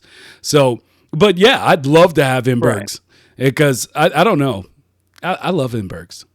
There's something about him. He's special. Has Imbergs been on the show before? Yeah, he has in the early days of the podcast. He was on. Yeah, and in one of the roundtables, the earlier roundtables, he was. Yeah, so, he was too. Yeah. So, I mean, yeah. Anybody else? Is there something else that you think we should do more of? You tell me what are the different topics? Animation, environment stuff. You got music. I'm good for logic. Oh no, I mean just. Else? I just meant for the podcast. For the podcast. Yeah. Believe me, I have people in mind for all of these things, but some people just don't want to do it. So, like, I think for animation, I was gonna reach out and see if Christian Lewis would be up for it. That's a good one. Or Piece of Craft. Because even though he doesn't talk about it very much, like his animation reel is stupid crazy. It's really good. Yeah, like I love it, and so it all depends on who wants to do it. So there's cat butthole in the camera. No, I'm just sorry, guys. it's fine. But yeah, anybody, so we can wrap this all up. Anything else that you think we should have more of, or do? Y'all already did one of my suggestions about more solo episodes, so y'all already got that covered. The only possible thing I could think of is more episodes. More episodes? More. Yeah. That's all I could think of. Because I enjoy listening to the podcast, and I wouldn't mind listening to more episodes or even longer episodes. Well, I mean, we're reaching 3 hours on this one.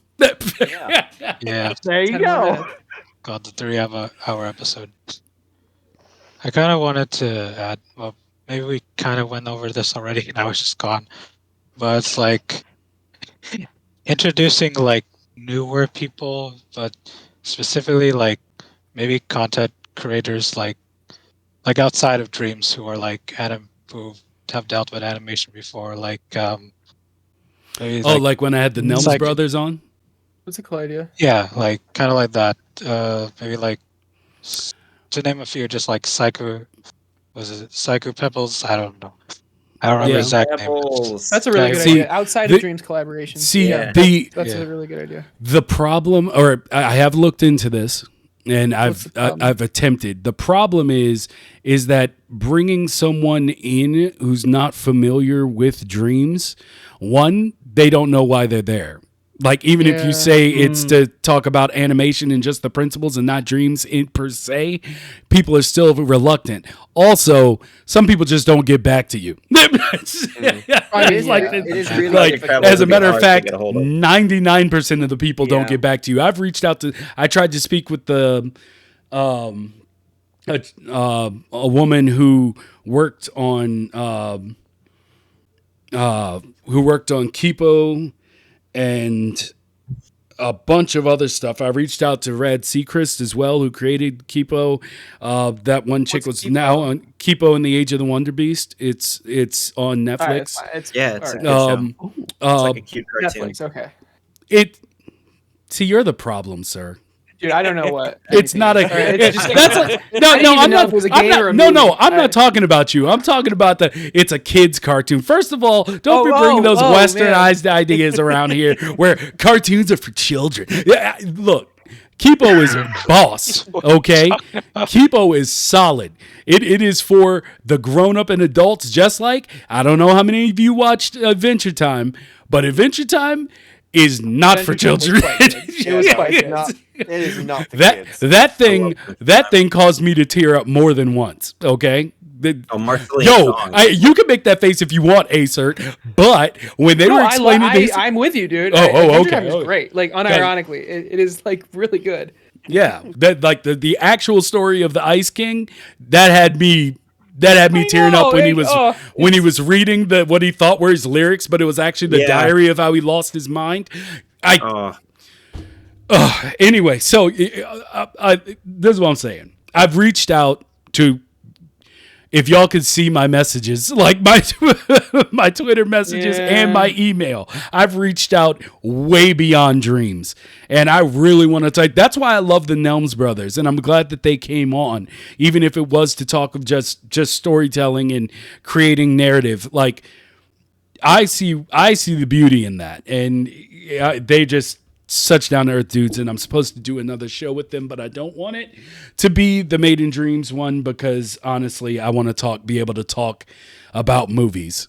Like, I want to be able to talk about movies without trying to wrap it back around the dreams. Right.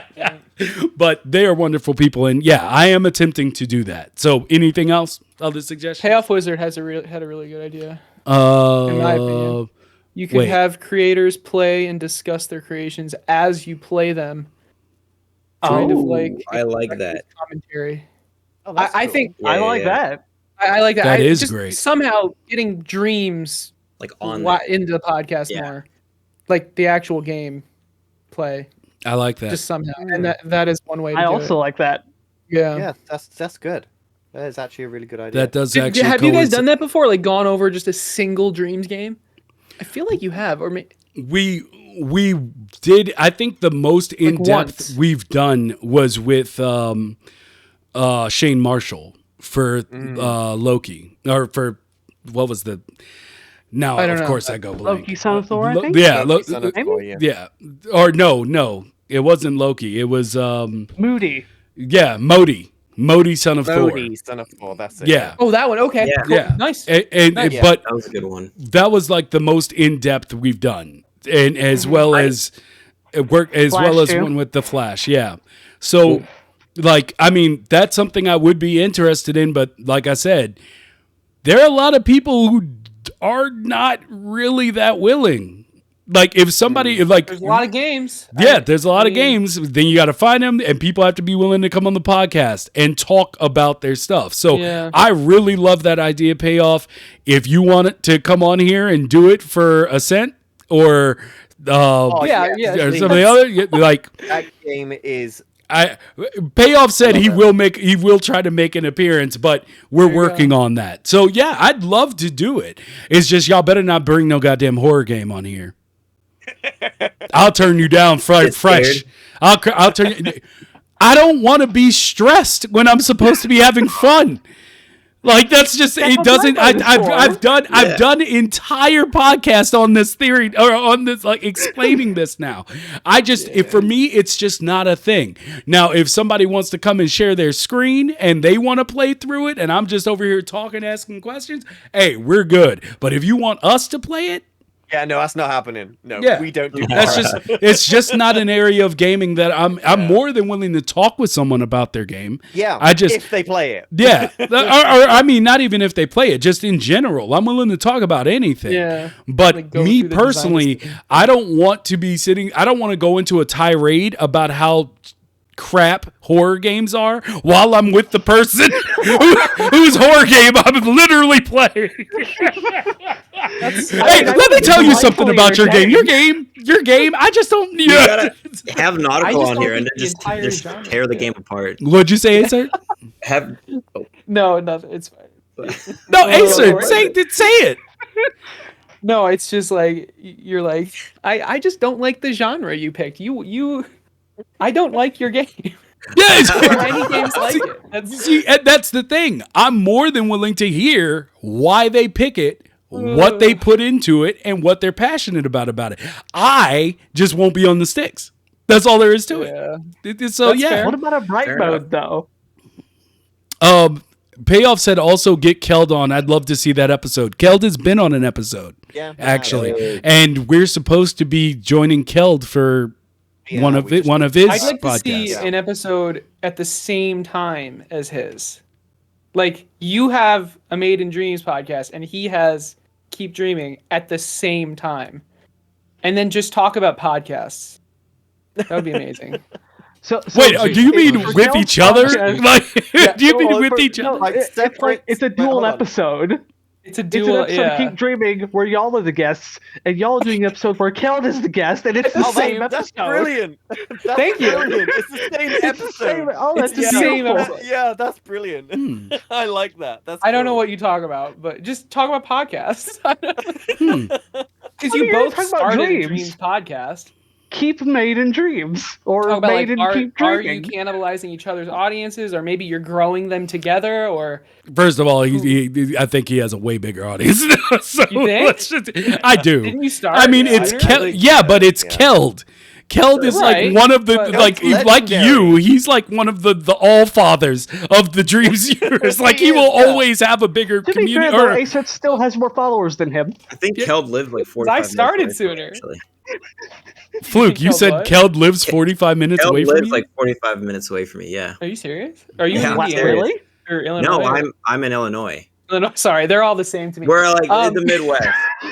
Yeah, Nautical Squash lives in Chicagoland area too. Me and Nautical Squash dated the same girl. Dude, that's awesome. Holy Yeah. shit. What? Wow. Wait, that's actually awesome. Yeah. That is really cool. Yeah. Well, all right. Well, We as made it. always, it's 6. been Yeah, it's it's been been fun. fantastic. I love Has you this- all. I Which- think we this hit might 3 have been hours? our longest episode yet. I don't know. I think our one that was where we had like 50 people on for a roundtable. Oh, yeah. I think that Yeah, one yeah. hit 3.5 hours. I'm not sure though. 50th Wow. episode. Yeah, that 50th Yeah, episode. that was 50th wild. episode was a lot. It was wild. Yeah, it was a lot. That's crazy. But thank you everybody for joining. I hope everyone enjoyed the conversation and us talking about dreams and being honest and open with the community about everything we feel inside. And yeah, we'll do it again very soon. March 18th, actually. I believe that's... Wait, I might have to cancel that. My wife just told me she wants to go on vacation. We'll see. But if we don't, or if she goes and I don't, then I will try to keep the date preserved. But there were a few people already that were like, I want to do it, so I don't want to back out on people.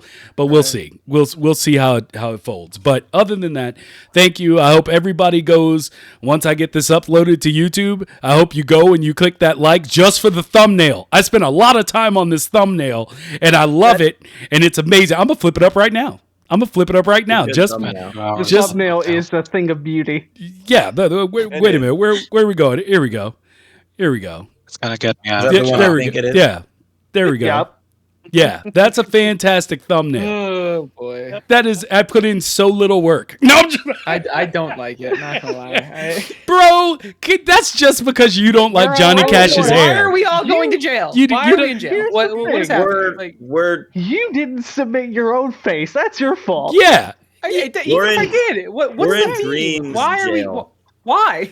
dreams. Huh? jail. Mighty. because Trying to steal, the whole reason was a because. Tyrannosaurus. Oh, that reminds me. Actually, good thing you asked, because I meant to bring it up earlier. But the reason that theme was chosen is because of the poll that just ended while we were doing the show, How which convenient. is How called convenient. If You Could Enlist Media Molecule Staff to Assist in a Heist, what heist would you try to pull off? 1, a bank heist. 2, a 7-Eleven chili and cheese bar. 3, the Declaration of Independence. Or 4, the Ant-Man suit. What one? Oh my God, the Please Ant-Man tell me suit. Ant-Man. Please tell me Ant-Man. Oh, yes, Ant-Man blew away Wait, what everything with won? 44.8%. Yeah. Wow. I really thought Declaration of Independence had a I was chance. hoping Declaration would win too. That's okay. Yeah. That's what I would do. Ant-Man also works thematically because molecule. Yeah. Ant-Man. Exactly. It's tiny. That's It's the whole huge. point. Yeah. The whole point. I didn't even So- think about that when I initially voted. I was focused on the food. But that's why it was called The Great Heist, because I wanted to go over this point. I just almost forgot. Perfect. So thank you, Oh, Aecert. right. That is the Right. answer. I'm Right. not really Right. following It's great how things work how out. this relates to anything, but It doesn't. was- It doesn't. That's the it's heist for was fun. Never heist was forget the fun. fun. Stealing That's the theme. Hundreds of hours of my fun. time. That was That's the the heist. theme. Rate of That's the theme of dreams, right? Never forget the fun. That's why we're here. There you go. Tied it all the way back in. Yeah. And now the 6 of us need to get together and collaborate on a heist game. Oh, game. Oh, I no. thought we were actually doing. I mean, That all was- right. Hold on. Actual. We're gonna break into Media Molecule and steal multiplayer. That's We're gonna steal Yeah, No, it's we steal brilliant. Let's do plushies. it. It's gonna the hold it perfect ransom. plan. I don't know why I didn't think of that. Oh, we So- gotta wrap up. I Yeah, leave soon. yeah. Let's go ahead and wrap up. Thank you, everybody, for joining. I hope everybody enjoyed the episode and that everybody enjoyed being here. But we'll catch you again next week, same time. All right. Everybody else want to say your goodbyes? Yeah. Bye. Bye. Everybody, yeah, thanks for stopping by. Indeed. Yeah, thanks so much. And later.